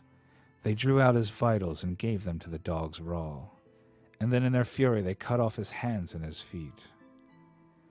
When they had done this, they washed their hands and feet and went back into the house, for all was now over, and Ulysses said to the dear old nurse Euryclea, "Bring me sulfur, which cleanses all pollution, and fetch fire also, that I may burn it and purify the cloisters. Go, moreover, and tell Penelope to come here with her attendants, and also all the maidservants that are in the house." "All that you have said is true," answered Euryclea. "But let me bring you some clean clothes and a shirt and cloak. Do not keep these rags on your back any longer. It is not right." "First light me a fire," replied Ulysses. He brought the fire and sulfur as he had bidden her, and Ulysses thoroughly purified the cloisters in both the inner and outer courts. Then she went inside to call the women and tell them what had happened, whereon they came from their apartment with torches in their hands and pressed round Ulysses to embrace him, kissing his head and shoulders and taking hold of his hands. It made him feel as if he should like to weep, for he remembered every one of them. End Book 22. Yeah, get fuck suitors.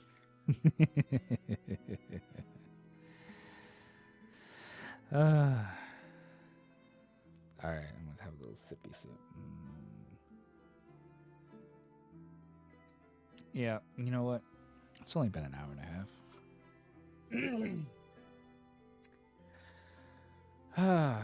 Yeah, we're just gonna keep going. Gonna go to book 23, and then book 24, and then there will be no more.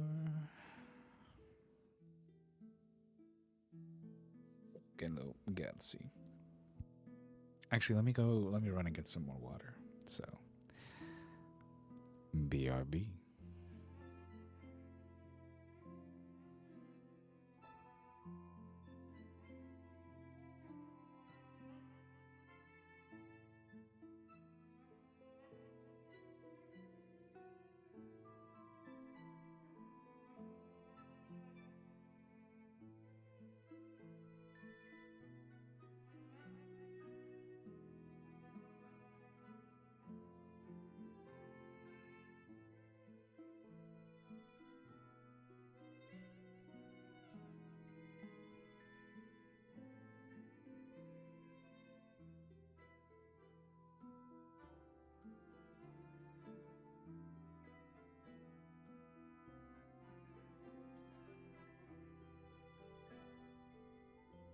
And I am back with some more water.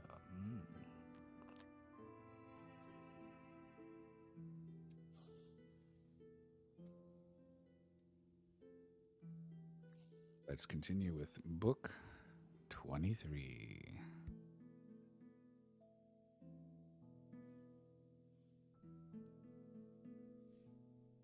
Euryclea now went upstairs, laughing to tell her mistress that her dear husband had come home. Her aged knees became young again, and her feet were nimble for joy as she went up to her mistress and bent over her head to speak to her. "Wake up, Penelope, my dear child," she exclaimed, "and see with your own eyes something that you have been wanting this long time past. Ulysses has at last indeed come home, and has killed the suitors who were giving so much trouble in this house, eating up his estate and ill-treating his son.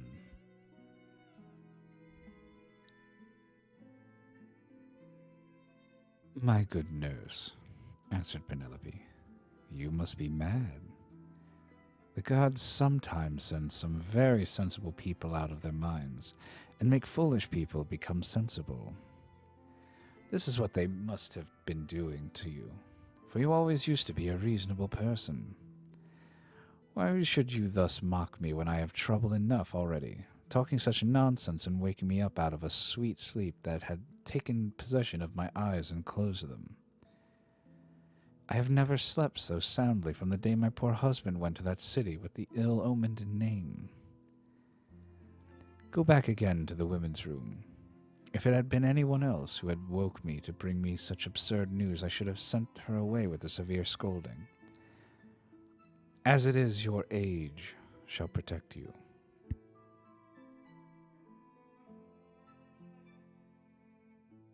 "My dear child," answered Euryclea, "I am not mocking you. It is quite true, as I tell you, that Ulysses has come home again. He was the stranger whom they all kept on treating so badly in the cloister. Telemachus knew all the time that he was come back, but kept his father's secret that he might have his revenge on all these wicked people." Then Penelope sprang up from her couch, threw her arms around Euryclea, and wept for joy. "But, my dear nurse," said she, "explain this to me. If he really has come home as you say, how did he manage to overcome the wicked suitors single-handed, seeing what a number of them there always were?" "I was not there," answered Euryclea, "and do not know. I only heard them groaning while they were being killed. We sat crouching and huddled up in a corner of the women's room with the doors closed, till your son came to fetch me because his father sent him. Then I found Ulysses standing over the corpses that were lying on the ground all around him, one on top of the other. You would have enjoyed it if you could have seen him standing there all bespattered with blood and filth, and looking just like a lion. But the corpses are now all piled up in the gatehouse that is in the outer court, and Ulysses has lit a great fire to purify the house with sulfur. He has sent me to call you, so come with me, that you may both be happy together after all. For now at last the desire of your heart has been fulfilled. Your husband is come home to find both wife and son alive and well, and to take his revenge on his own house on the suitors who behaved so badly to him."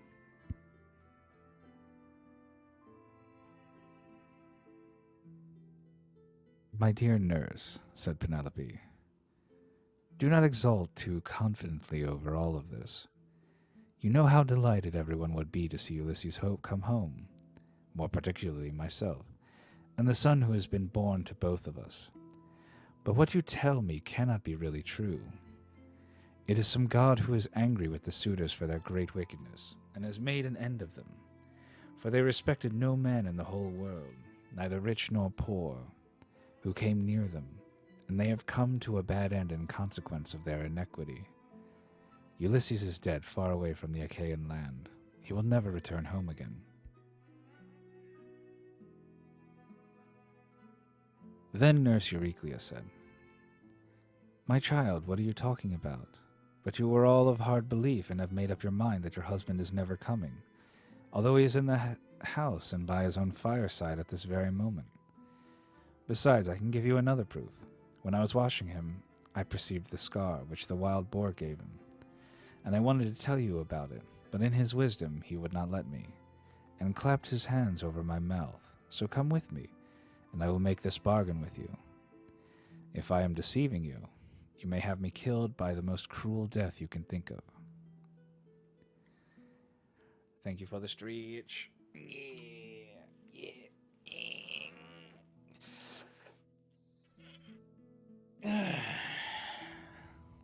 And don't forget, stretch that gamer neck. No stiffies on stream. Ah. There we go. And thank you for the hydrate.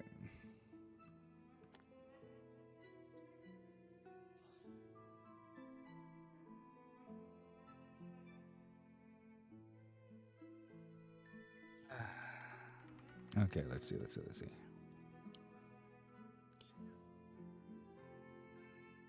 My dear nurse, said Penelope, however wise you may be, you can hardly fathom the counsels of the gods. Nevertheless, we will go in search of my son, that I may see the corpses of the suitors and the man who has killed them. On this, she came down from her upper room, and while doing so, she considered whether she should keep at a distance from her husband and question him, or whether she should at once go up to him and embrace him. When, however, she had crossed the stone floor of the cloister, she sat down opposite Ulysses by the fire, against the wall at right angles, while Ulysses sat near one of the bearing posts, looking upon the ground and waiting to see what his brave wife would say to him when she saw him. For a long time she sat silent, and as one lost in amazement. At one moment she looked him full in the face, but then again directly she was misled by his shabby clothes and failed to recognize him, till Telemachus began to reproach her and said,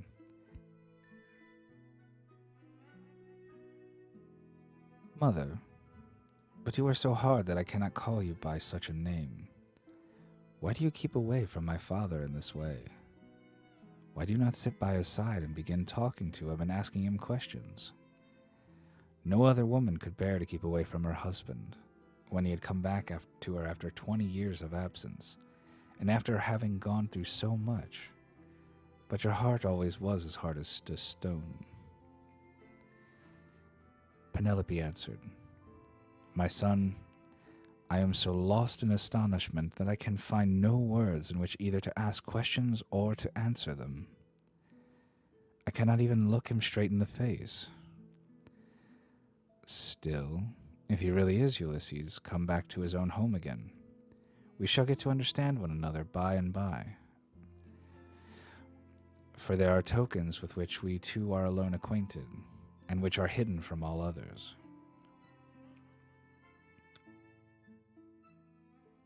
Ulysses smiled at this, and said to Telemachus, Let your mother put me to any proof she likes. She will make up her mind about it presently. She rejects me for the moment and believes me to be somebody else, because I am covered with dirt and have such bad clothes on. Let us, however, consider what we had better to do next. When one man has killed another, even though he was not one who would leave many friends to take up his quarrel, the man who has killed him must still say goodbye to his friends and fly the country. Whereas we have been killing the stay of a whole town, and all the picked youth of Ithaca.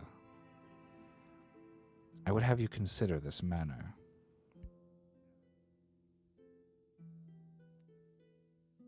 Look to it yourself, father, answered Telemachus. For they say you are the wisest counselor in the world, and that there is no other mortal man who can compare with you. We will follow you with right good will, nor shall you find us fail you in so far as our strength holds out.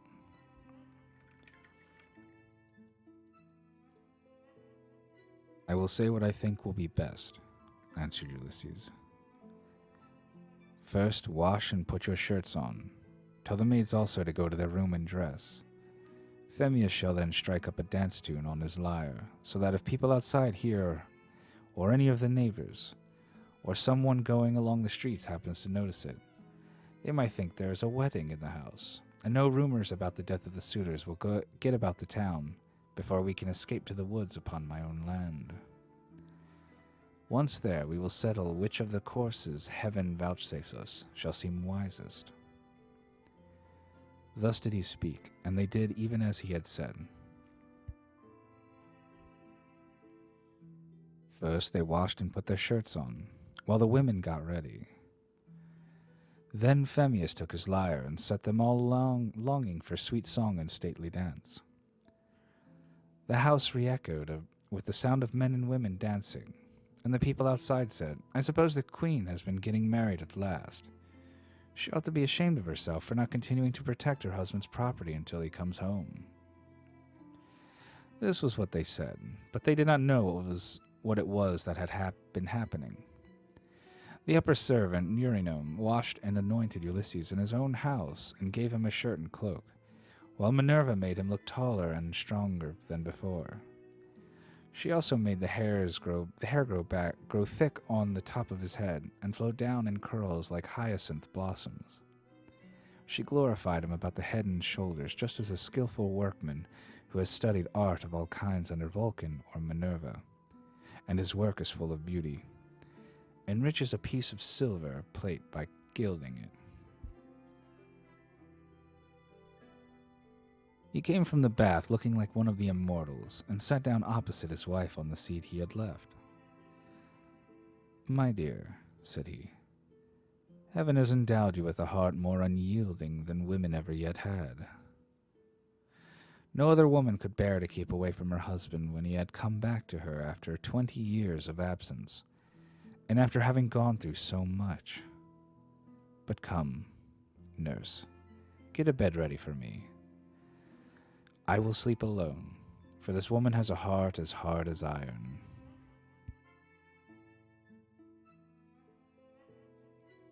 "My dear," answered Penelope, "I have no wish to set myself up, nor to depreciate you. But I am not struck by your appearance, for I very well remember what kind of man you are when you set sail for Ithaca. Nevertheless, Euryclea, take his bed outside the bedchamber that he himself built. Bring the bed outside this room, and put bedding upon it with fleeces, good coverlets, and blankets." She said this to try him, but Ulysses was very angry and said, "Wife, I am much displeased at what you have just been saying. Who has been taking my bed from the place in which I left it?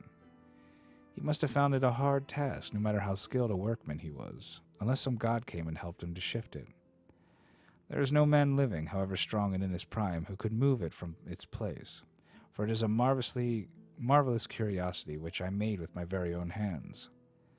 There was a young olive growing within the precincts of the house, in full vigor, and about as thick as a bearing post. I built my room around this with strong walls of stone and a roof to cover them, and I made the doors strong and well-fitting. Then I cut off the top boughs of the olive tree and left the stump standing. This I dressed roughly from the root upwards, and then worked with carpenter's tools well and skillfully, straightening my work by drawing a line on the wood and making it into a bed prop. I then bored a hole down the middle and made it the center post of my bed, at which I worked till I had finished it, inlaying it with gold and silver. After this I stretched a hide of crimson leather from one side of it to the other.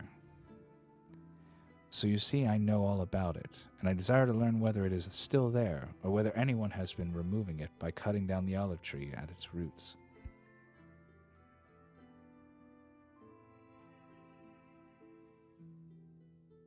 When she heard the sure proofs Ulysses now gave her, she fairly broke down. She flew weeping to his side, flung her arms around his neck, and kissed him. "Do not be angry with me, Ulysses," she cried. "You who are the wisest of mankind. We have suffered, both of us. Heaven has denied us the happiness of spending our youth, and of growing old together. Do not then be aggrieved, or take it amiss that I did not embrace you thus as soon as I saw you. I have been shuddering all the time through fear that someone might come here and deceive me with a lying story. For there are many very wicked people going about. Jove's daughter Helen would never have yielded herself to a man from a foreign country if she had known that the sons of Achaeans would come after her and bring her back. Heaven put it in her heart to do wrong, and she gave no thought to that sin, which has been the source of all our sorrows. Now, however, that you have convinced me by showing that you know all about our bed, which no human being has ever seen but you and I and a single maidservant, the daughter of Actor, who was given me by my father on my marriage, and who keeps the doors of our room. Hard of belief though I can mistrust no longer. Then Ulysses in his turn melted, and wept as he clasped his dear and faithful wife to his bosom. As the sight of land is welcome to men who are swimming towards the shore, when Neptune has wrecked their ship with the fury of his winds and waves, a few alone reach the land, and these, covered with brine, are thankful when they find themselves on firm ground and out of danger.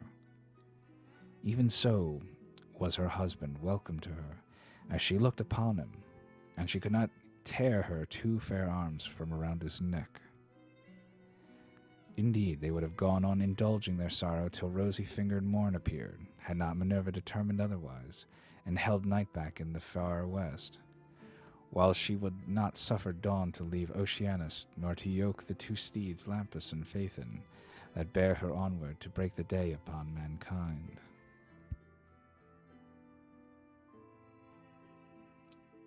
At last, however, Ulysses said, "Wife, we have not yet reached the end of our troubles. I have an unknown amount of toil still to undergo. It is long and difficult, but I must go through it. For thus with the shade of Tiresias prophesied concerning me, on the day when I went down into Hades to ask about my return and that of my companions. But now let us go to bed, that we may lie down and enjoy the blessed boon of sleep." "You shall go to bed as soon as you please," replied Penelope, "now that the gods have sent you home to your own good house and to your country. But as heaven has put it in your mind to speak of it, tell me about the task that lies before you. I shall have to hear about it later, so it is better that I should be told at once."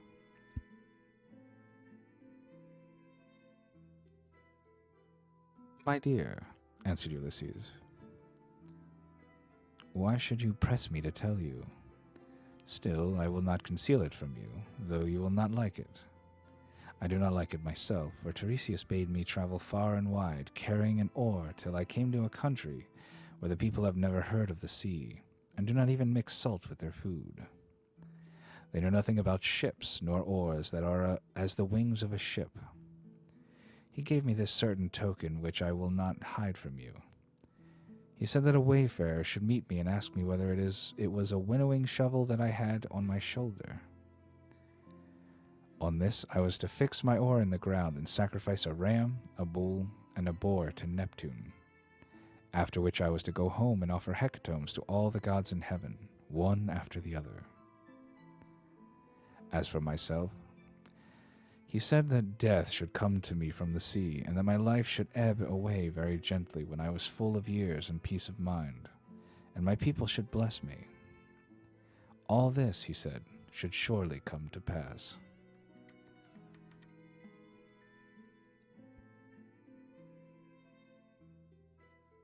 And Penelope said, "If the gods are going to vouchsafe you a happier time in your old age, you may hope then to have some respite from misfortune." Thus did they converse. Meanwhile, Eurynome and the nurse took torches and made the bed ready with soft coverlets. As soon as they had laid them, the nurse went back into the house to go to her rest, leaving the bedchamber woman Eurynome to show Ulysses and Penelope to bed by torchlight. When she had conducted them to their room, she went back, and they then came joyfully to the rights of their own old bed. Telemachus, Philocius, and the swineherd now left off dancing and made the women leave also. They then laid themselves down to sleep in the cloisters. When Ulysses and Penelope had their fill of love, they fell talking with one another. She told him how much he had to bear in seeing the house filled with a crowd of wicked suitors, who had killed so many sheep and oxen on her account, and had drunk so many casks of wine. Ulysses in turn told her what he had suffered, and how much trouble he had himself given to other people. He told her everything, and she was so delighted to listen that she never went to sleep till he had ended his whole story. He began with his victory over the Cicons, and how he thence reached the fertile land of the Lotus Eaters. He told her all about the Cyclops, and how he had punished him for having so ruthlessly eaten his brave comrades, and how he then went to Illis, who received him hospitably and furthered him on his way. But even so, he was not to reach home, for to his great grief a hurricane carried him out to sea again. How he went on to the Laestrygonian city Telepylos, where the people destroyed all ships with their crews, save himself and his own ship only. Then he told of cunning Circe and her craft, and how he sailed to the chill house of Hades to consult the ghost of the Theban prophet Tiresias, and how he saw his old comrades in arms, and his mother who bore him and brought him up when he was a child. How he then heard the wondrous singing of the sirens, and went on to the wandering rocks and terrible Charybdis and to the Scylla, whom no man had ever yet passed in safety. How his men then ate at the cattle of the sun god, and how Jove therefore struck the ship with his thunderbolts, so that all his men perished together, himself alone being left alive. How at last he reached the Ogygian island and the nymph Calypso, who kept him there in a cave, fed him, and wanted him to marry her, in which case she intended to make him immortal so that he should never grow old. But she could not persuade him to let her do so. And how after much suffering he had found his way to the Phaeacians, who had treated him as though he had been a god, and sent him back in a ship to his own country after having given him gold, bronze, and raiment in great abundance. This was the last thing about which he told her, for here a deep sleep took hold upon him and eased the burden of his sorrows. Then Minerva bethought her of another matter. When she deemed that Ulysses had both of his wife and of repose, she bade golden-throned Dawn rise out of Oceanus, that she might shed light upon mankind. On this, Ulysses rose from his comfortable bed and said to Penelope, "Wife, we have both of us had our full share of troubles, you here in lamenting my absence, and I in being prevented from getting home, though I was longing all the time to do so. Now, however, that we have at last come together, take care of the property that is in the house. As for the sheep and goats which the wicked suitors have eaten, I will take many myself by force from other people, and will compel the Achaeans to make good the rest till they shall have filled all my yards. I am now going to the wooded lands out in the country to see my father, who has so long been grieved on my account, and to yourself I will give these instructions, though you have little need of them. At sunrise it will at once get abroad that I have been killing the suitors. Go upstairs, therefore, and stay there with your women. See nobody and ask no questions." As he spoke, he girded on his armor. Then he roused Telemachus, Philocius, and Eumaeus, and told them all to put on their armor also. This they did, and armed themselves. When they had done so, they opened the gates and sallied forth, Ulysses leading the way. It was now daylight, but Minerva nonetheless concealed them in darkness and led them quickly out of the town. End of Book 23. Oh, boy. Hell yeah.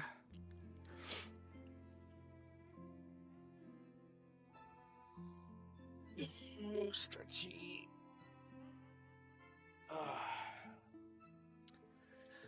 Finally, Ulysses gets home. We see his wife and enjoy just being home for once.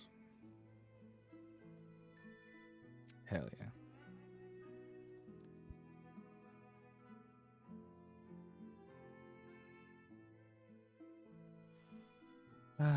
But let's see. Let's go ahead and it's been 2 hours, but you know what? Don't care. We're on the final book. Book 24 of the Odyssey by Homer.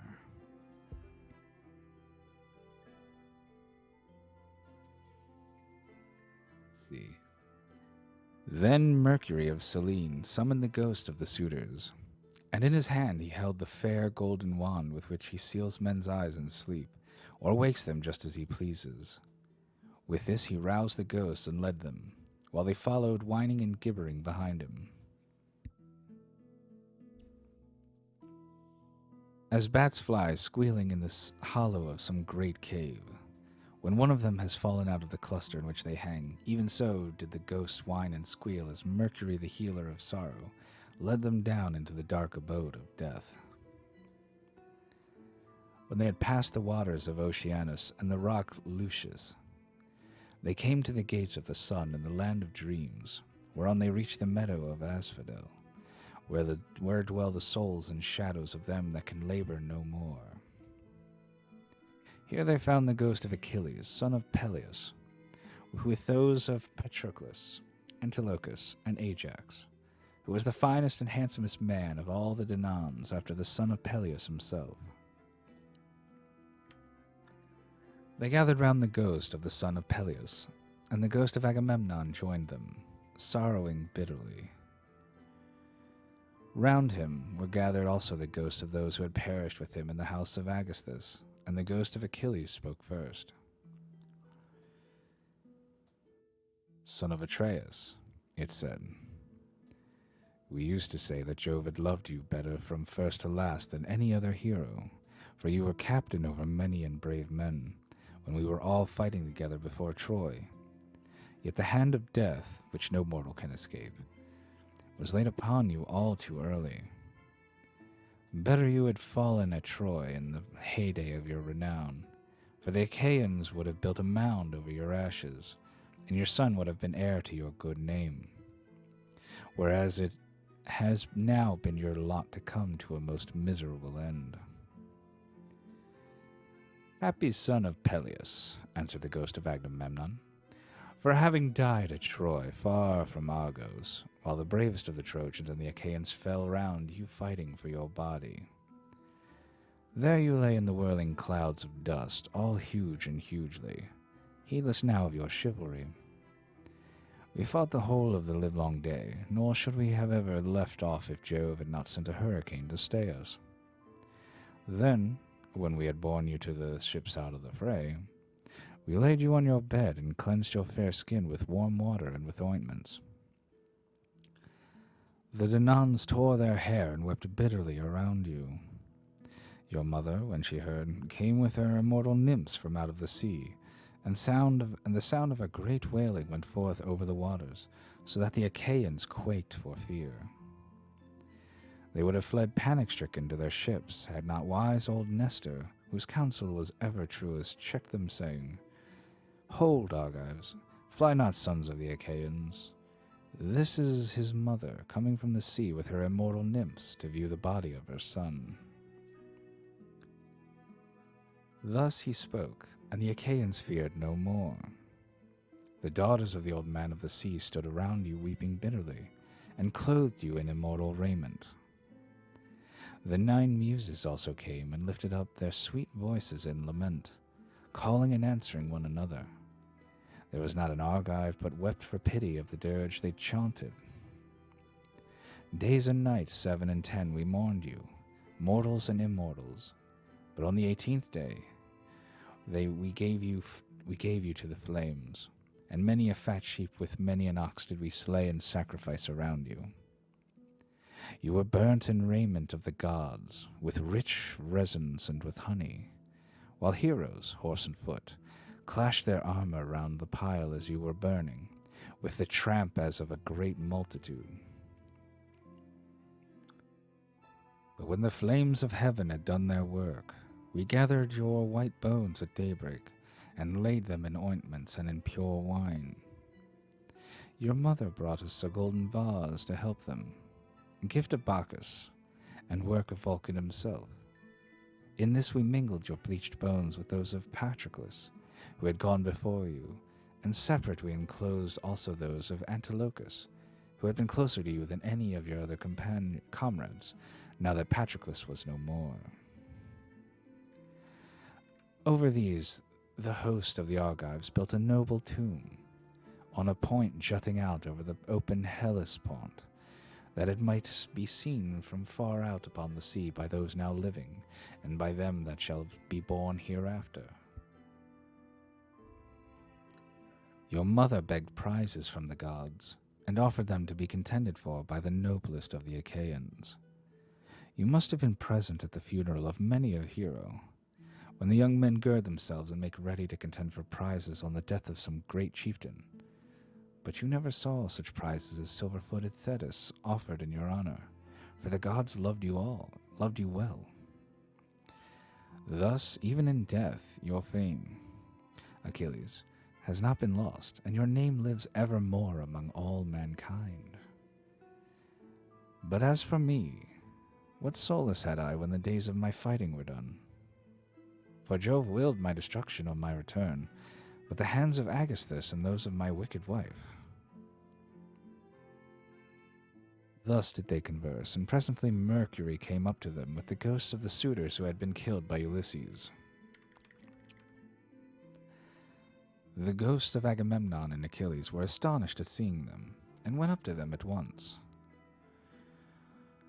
The ghost of Agamemnon recognized Amphimedon, son of Melanaus.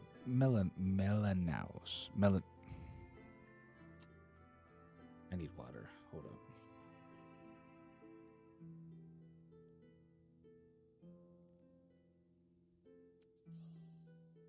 Okay.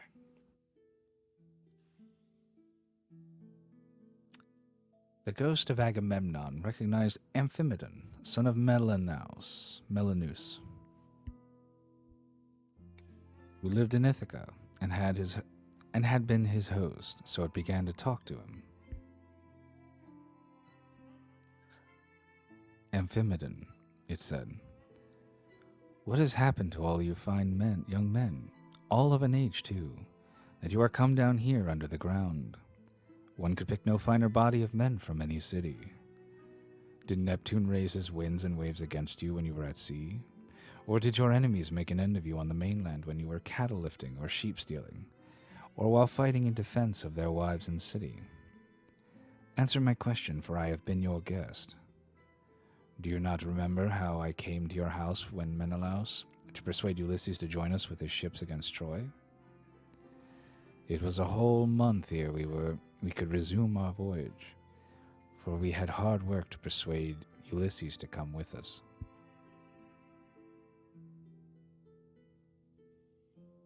And the ghost of Amphimedon answered, Agamemnon, son of Atreus, king of men, I remember everything that you have said, and will tell you fully and accurately about the way in which our end was brought about. Ulysses had been long gone, and we were courting his wife, who did not say point blank that she would not marry, nor yet bring matters to an end, for she meant to compass our destruction. This, then, was the trick she played us. She set up a great tambour frame in her room and began to work on an enormous piece of fine needlework. Sweethearts, said she, Ulysses is indeed dead, still. Do not press me to marry again immediately. Wait, for I would not have my skill in needlework perish unrecorded, till I have completed a pall for the hero, Laertes, against the time when death shall take him. He is very rich, and the women of the place will talk if he is laid out without a pall.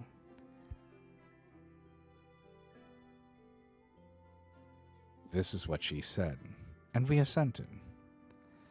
Whereupon we could see her working upon her great web all day long. But at night she would unpick the stitches again by torchlight. She fooled us in this way for 3 years without our finding it out. But as time wore on and she was now in her 4th year, in the waning of moons and many days had been accomplished, one of our maids who knew what she was doing told us, and we caught her in the act of undoing her work. So she had to finish it whether she would or no. And when she showed us the robe she had made, after she had had it washed, its splendor was as that of the sun or moon. Then some malicious god conveyed Ulysses to the upland farm where his swineherd lives. Thither presently came also his son, returning from a voyage to Pylos, and the two came to the town where they had hatched their plot for our destruction. Telemachus came first, and then after him, accompanied by the swineherd, came Ulysses, clad in rags and leaning on his staff as though he were some miserable old beggar. He came so unexpectedly that none of us knew him, not even the older ones among us, and we reviled him and threw things at him. He endured both, being struck and insulted without a word, though he was in his own house. But when the will of aegis-bearing Jove inspired him, he and Telemachus took the armor and hid it in an inner chamber, bolting the doors behind them. Then he cunningly made his wife offer his bow and a quantity of iron to be contended for by us ill-fated suitors. And this was the beginning of our end, for not one of us could string the bow, nor nearly do so. When it was about to reach the hands of Ulysses, we all of us shouted that it should not be given to him, no matter what he might say, but Telemachus insisted on his having it. When he had got it in his hands, he strung it with ease and sent his arrow through the iron. Then he stood on the floor of the cloister and poured his arrows into the ground, glaring fiercely about him. First he killed Antinous, and then aiming straight before him, he let fly his deadly darts, and they fell thick on one another. It was plain that some one of the gods was helping him, for they fell upon us with might and main throughout the cloister, and there was a hideous sound of groaning as our brains were being battered in, and the ground seethed with our blood. This, Agamemnon, is how we came by our end, and our bodies are all lying still uncared for in the house of Ulysses, for our friends at home do not yet know what has happened, so that they cannot lay us out and wash the black blood from our wounds, making moan over us accordance to the offices due to the departed.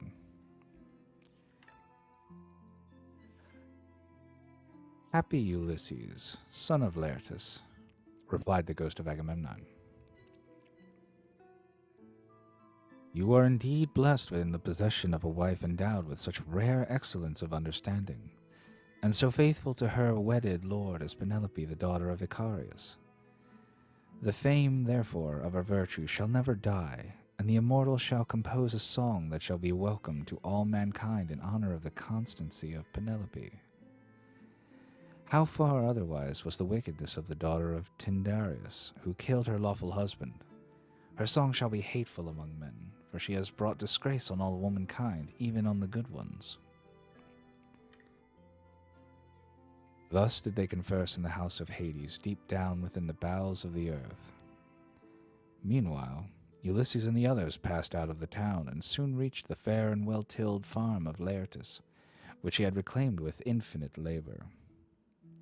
Here was his house, with a lean-to running all around it, where the slaves who worked for him slept and sat and ate, while inside the house there was an old Sicel woman, who looked after him in this his country farm. When Ulysses got there, he said to his son and to the other two, "Go to the house and kill the best pig that you can find for dinner. Meanwhile, I want to see whether my father will know me, or fail to recognize me after so long an absence." He then took off his armor and gave it to Eumaeus and Philocius, who went straight on to the house, while he turned off into the vineyard to make trial of his father. As he went down into the great orchard, he did not see Dolius, nor any of his sons, nor of the other bondsmen, for they were all gathering thorns to make a fence for the vineyard. At the place where the old man had told them, he therefore found his father alone, hoeing a vine. He had on a dirty old shirt, patched and very shabby. His legs were bound round with thongs of oxhide to save him from the brambles, and he also wore sleeves of leather. He had a goatskin cap on his head, and was looking very woebegone. When Ulysses saw him so worn, so old and full of sorrow, he stood still under a tall pear tree and began to weep. He doubted whether to embrace him, kiss him, and tell him all about his having come home, or whether he should first question him and see what he would say. In the end, he deemed it best to be crafty with him. So in this mind, he went up to his father, who was bending down and digging up a plant.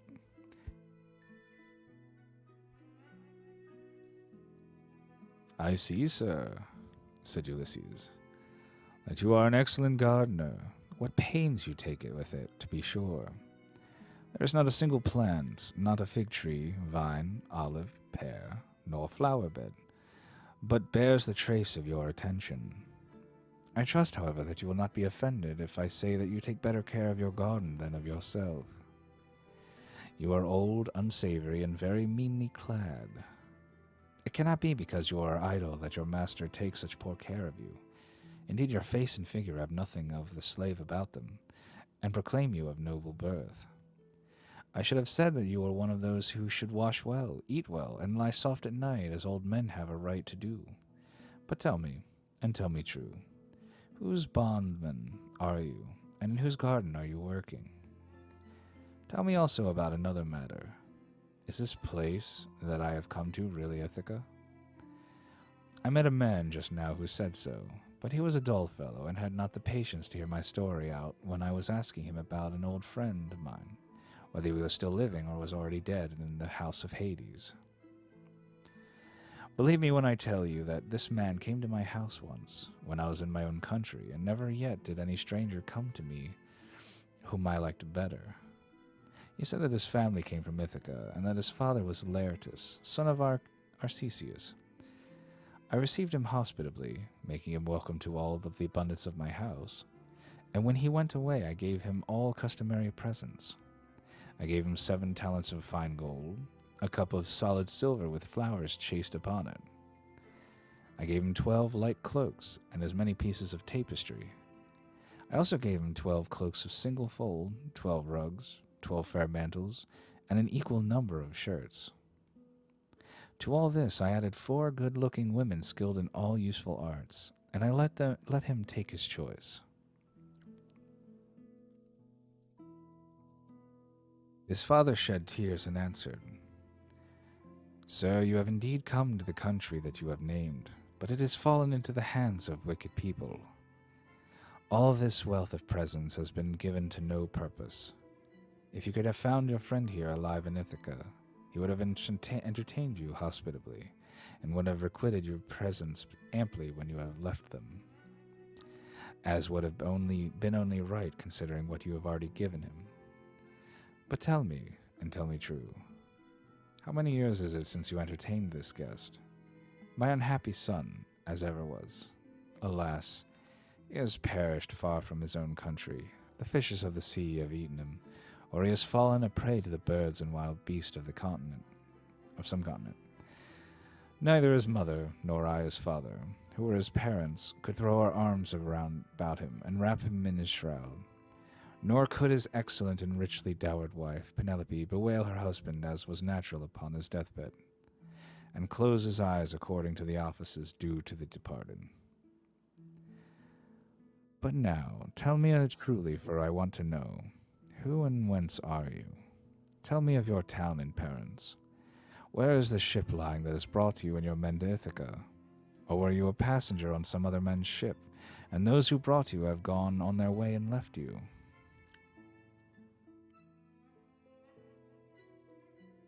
"I will tell you everything," answered Ulysses. "Quite truly. I come from Alivus, where I have a fine house. I am son of King Apheidas, who is the son of Polypemon. My own name is Eperitus. Heaven drove me off my course as I was leaving Sicanian, and I have been carried here against my will. As for my ship, it is lying over yonder, off the open country outside the town, and this is the 5th year since Ulysses left my country. Poor fellow, yet the omens were good for him when he left me. The birds all flew on our right hands, and both he and I rejoiced to see them as we parted, for we had every hope that we should have another friendly meeting and exchange presents.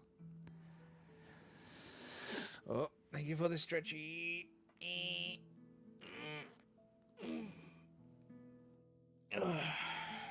And a hydrate. Thank you more.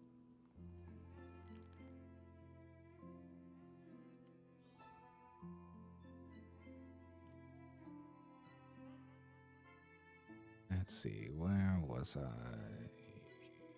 Yeah, okay, there we go.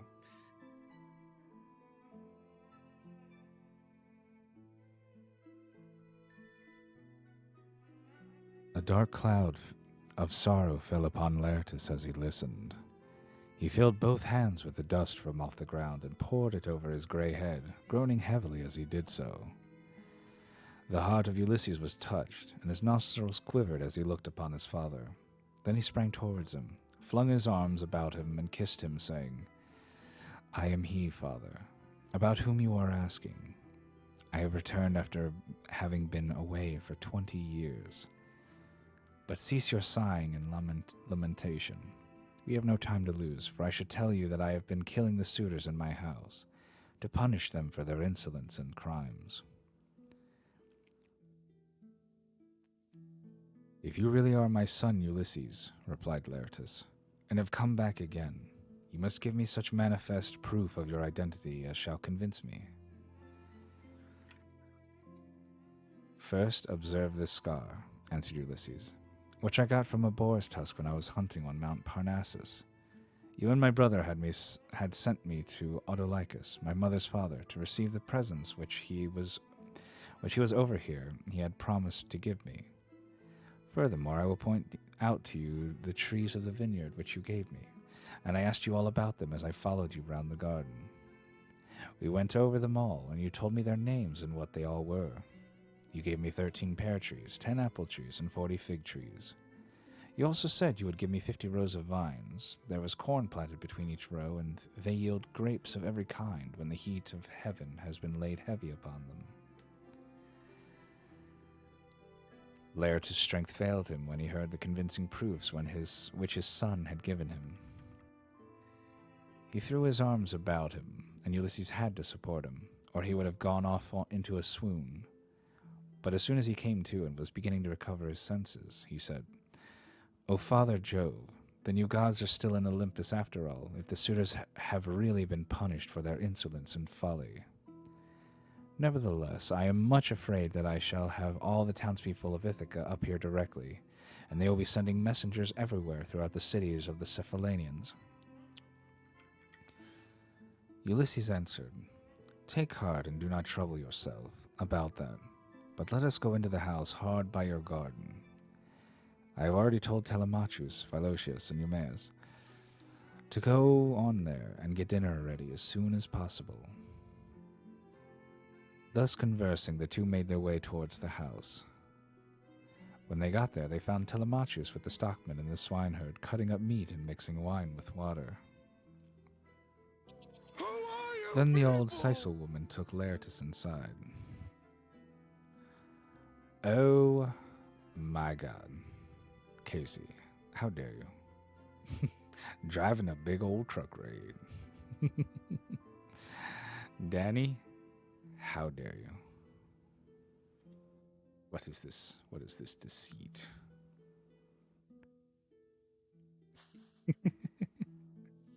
Thank you for the shout out, more. Yeah, go.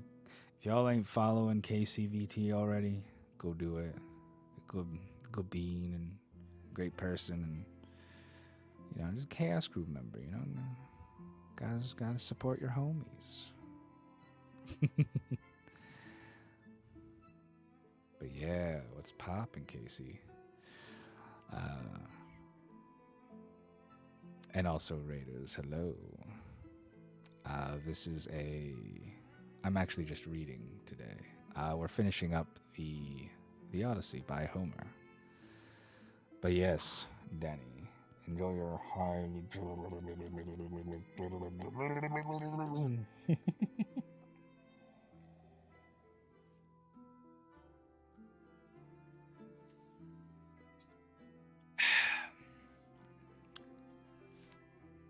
Yes, I'm currently on the last book. Yes, there's really not much left. But yeah, so we'll be finishing up shortly. But yeah, thanks for the raid. Yes, time to comfy listen. Yes. All right, let's see. Where was I?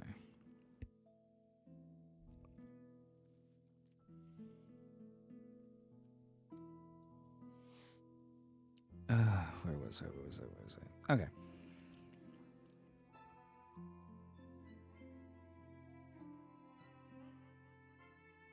Thus conversing, the two made their way towards the house.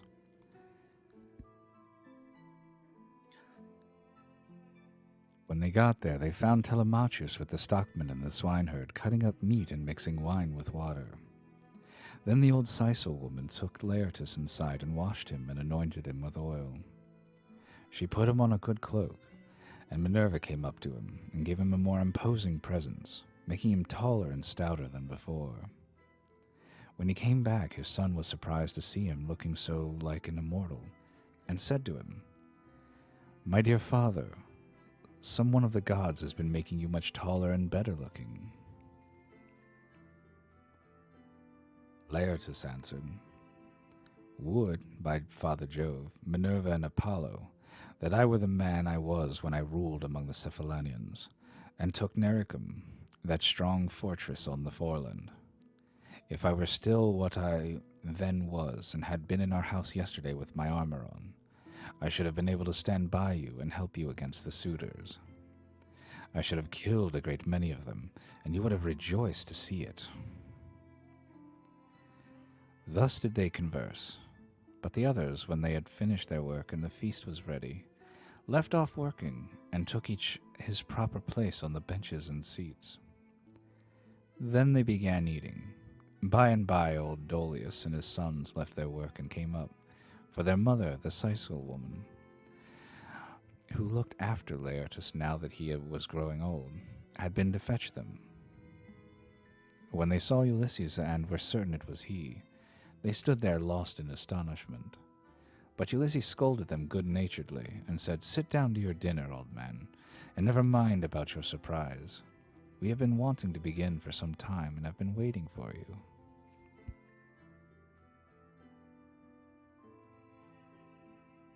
Then Dolius put out both his hands and went up to Ulysses. "Sir," said he, seizing his master's hand and kissing it at the wrist, "we have long been wishing you home, and now heaven has restored you to us after we had given up hoping. All hail, therefore, and may the gods prosper you. But tell me, does Penelope already know of your return, or shall we send someone to tell her?" "Old man," answered Ulysses, "she knows already, so you need not trouble about that." On this he took his seat, and the sons of Dolius gathered round Ulysses to give him greeting and embrace him one after the other. Then they took their seats in due order near Dolius their father. While they were thus busy getting their dinner ready, rumor went around town and noised abroad the terrible fate that had befallen the suitors. As soon, therefore, as the people heard of it, they gathered from every quarter, groaning and hooting before the house of Ulysses. They took the dead away, buried every man his own, and put the bodies of those who came from elsewhere on board the fishing vessels, for the fishermen to take each of them to his own place.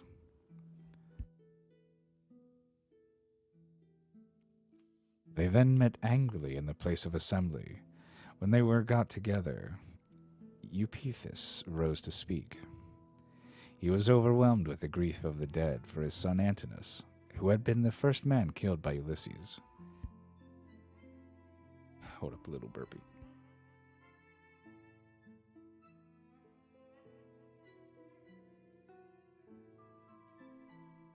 So he said, weeping bitterly. My friends, this man has done the Achaeans great wrong. He took many of our best men away with him in this fleet, and he has lost both ships and men. Now, moreover, on his return he has been killing all the foremost men among the Cephallenians. He let us be up doing before he can get away to Pylos or to Illis, where the Epeans rule, or we shall be ashamed of ourselves forever afterwards. It will be an everlasting disgrace to us if we do not avenge the murder of our sons and brothers. For my own part, I should have no more pleasure in life, but I'd rather die at once. Let us be up then, and after them, before they can cross over to the mainland.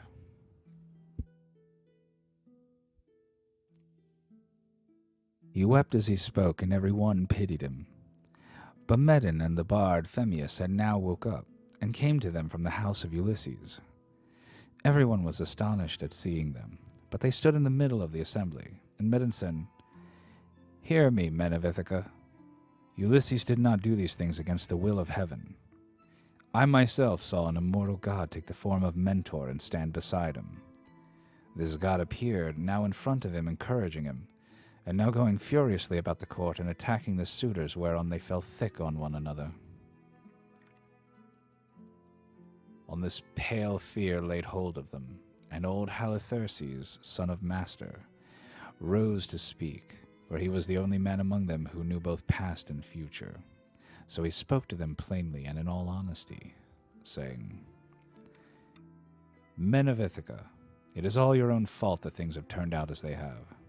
You would not listen to me, nor yet to Mentor, when we bade you check the folly of your sons, who are doing much wrong in the wantonness of their hearts, wasting the substance and dishonoring the wife of a chieftain who they thought would not return.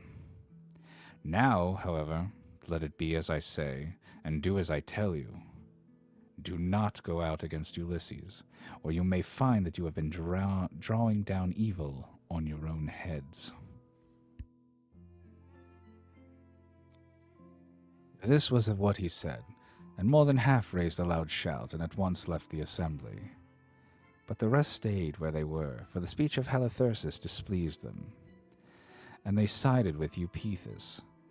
They therefore hurried off for their armor, and when they had armed themselves, they had met together in front of the city, and Eupeithes led them on in their folly. He thought he was going to avenge the murder of his son, whereas in truth he was never to return, but was himself to perish in his attempt. Then Minerva said to Jove, Father, son of Saturn, king of kings, answer me this question. What do you propose to do? Will you set them fighting still further, or will you make peace between them? And Jove answered, My child, why should you ask me? Was it not by your own arrangement that Ulysses came home and took his revenge upon the suitors? Do whatever you like, but I will tell you what I think will be most reasonable arrangement.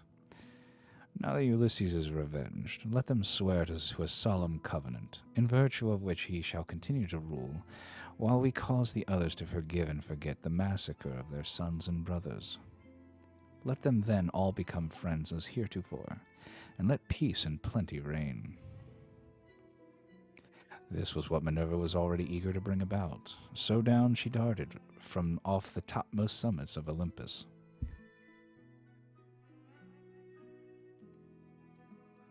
Now when Laertes and the others had done dinner, Ulysses began by saying, Some of you go out and see if they are not getting close up to us. So one of Dolius' sons went as he was bid. Standing on the threshold, he could see them all quite near, and said to Ulysses, Here they are. Let us put on our armor at once.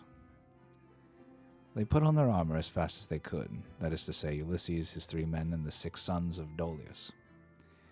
Laertes also and Dolius did the same, warriors by necessity in spite of their gray hair. When they had all put on their armor, they opened the gate and sallied forth, Ulysses leading the way.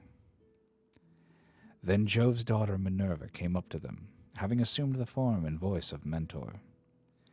Ulysses was glad when he saw her, and said to his son Telemachus, Telemachus, now that you are about to fight in an engagement, which will show every man's mettle, Be sure not to disgrace your ancestors, who are eminent for their strength and courage all of the world over. You say truly, my dear father, answered Telemachus, and you shall see, if you will, that I am in no mind to disgrace your family. Laertes was delighted when he heard this. Good heavens, he exclaimed. What a day I am enjoying. I do indeed rejoice at it. My son and grandson are vying with one another in the matter of valor. On this, Minerva came close up to him and said, Son of Arcesius, best friend I have in the world, pray to the blue-eyed damsel and to Jove her father, then poise your spear and hurl it. As she spoke, she infused fresh vigor into him, and when he had prayed to her, he poised his spear and hurled it. He hit Eupeithus' helmet, and the spear went right through it, for the helmet stayed it not, and his armor rang rattling around him as he fell heavily to the ground. Meantime, Ulysses and his son fell upon the front line of the foe and smote them with their swords and spears. Indeed, they would have killed every one of them, and prevented them from ever getting home again. Only Minerva raised her voice aloud, and made everyone pause. Men of Ithaca, she cried, cease this dreadful war, and settle the matter at once without further bloodshed. On this pale fear seized everyone. They were so frightened that their arms dropped from their hands and fell upon the ground at the sound of the goddess's voice, and they flew back to the city for their lives. But Ulysses gave a great cry, and gathering himself together, swooped down like a soaring eagle. Then the son of Saturn sent a thunderbolt of fire that fell just in front of Minerva. So she said to Ulysses, Ulysses, noble son of Laertes, stop this warful strife, or Jove will be angry with you. Thus spoke Minerva, and Ulysses obeyed her gladly. Then Minerva assumed the form and voice of Mentor, and presently made a covenant of peace between the two contending parties. End book 24. And that wraps up the Odyssey. Holy crap. Ugh. That was... It's like, damn, it's been years since I actually read this. And man, it's just... There's a lot of details that I definitely forgot. But, yeah, no, that's it. That's it. That's the Odyssey. I mean, there's a lot of footnotes, but I'm like, fuck that. I'm not going to read the footnotes.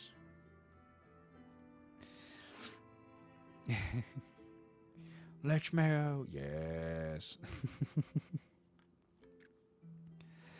But yeah. What do you think? What do you think? Celebratory Lechmayo, yeah.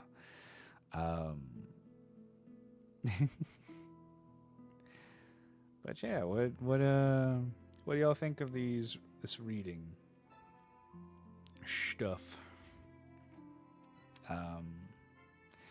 I'm thinking in the future to make it a little bit more palatable. Yeah, I guess, or at least more entertaining. Doing like visual novels moving forward.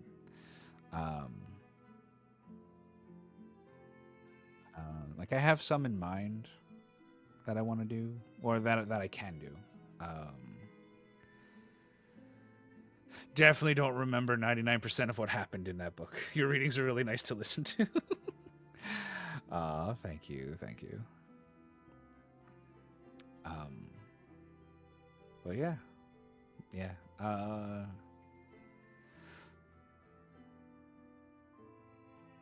Yeah, we can try... I'm gonna try a visual novel next time. I don't know which one. I know I've joked about it, but I might do the Colonel Sanders one. Finger licking good or whatever it's called. um, but yeah, I think I might do something like that for next Monday for the next read, and we'll see how it goes. We'll see how it goes. And then I'll figure out how. I'll probably throw out once I'm done with that. I'll probably throw out a survey, and as like a specifically just for my reading streams, just to see like what do people like about them, what do people not like about them. Do you like the VNs more? Do you like just reading books? I mean, it's just me and my study reading. So I figure visual novel, give you a little more, but who knows? Maybe you just want to listen to me talk. Who the fuck knows?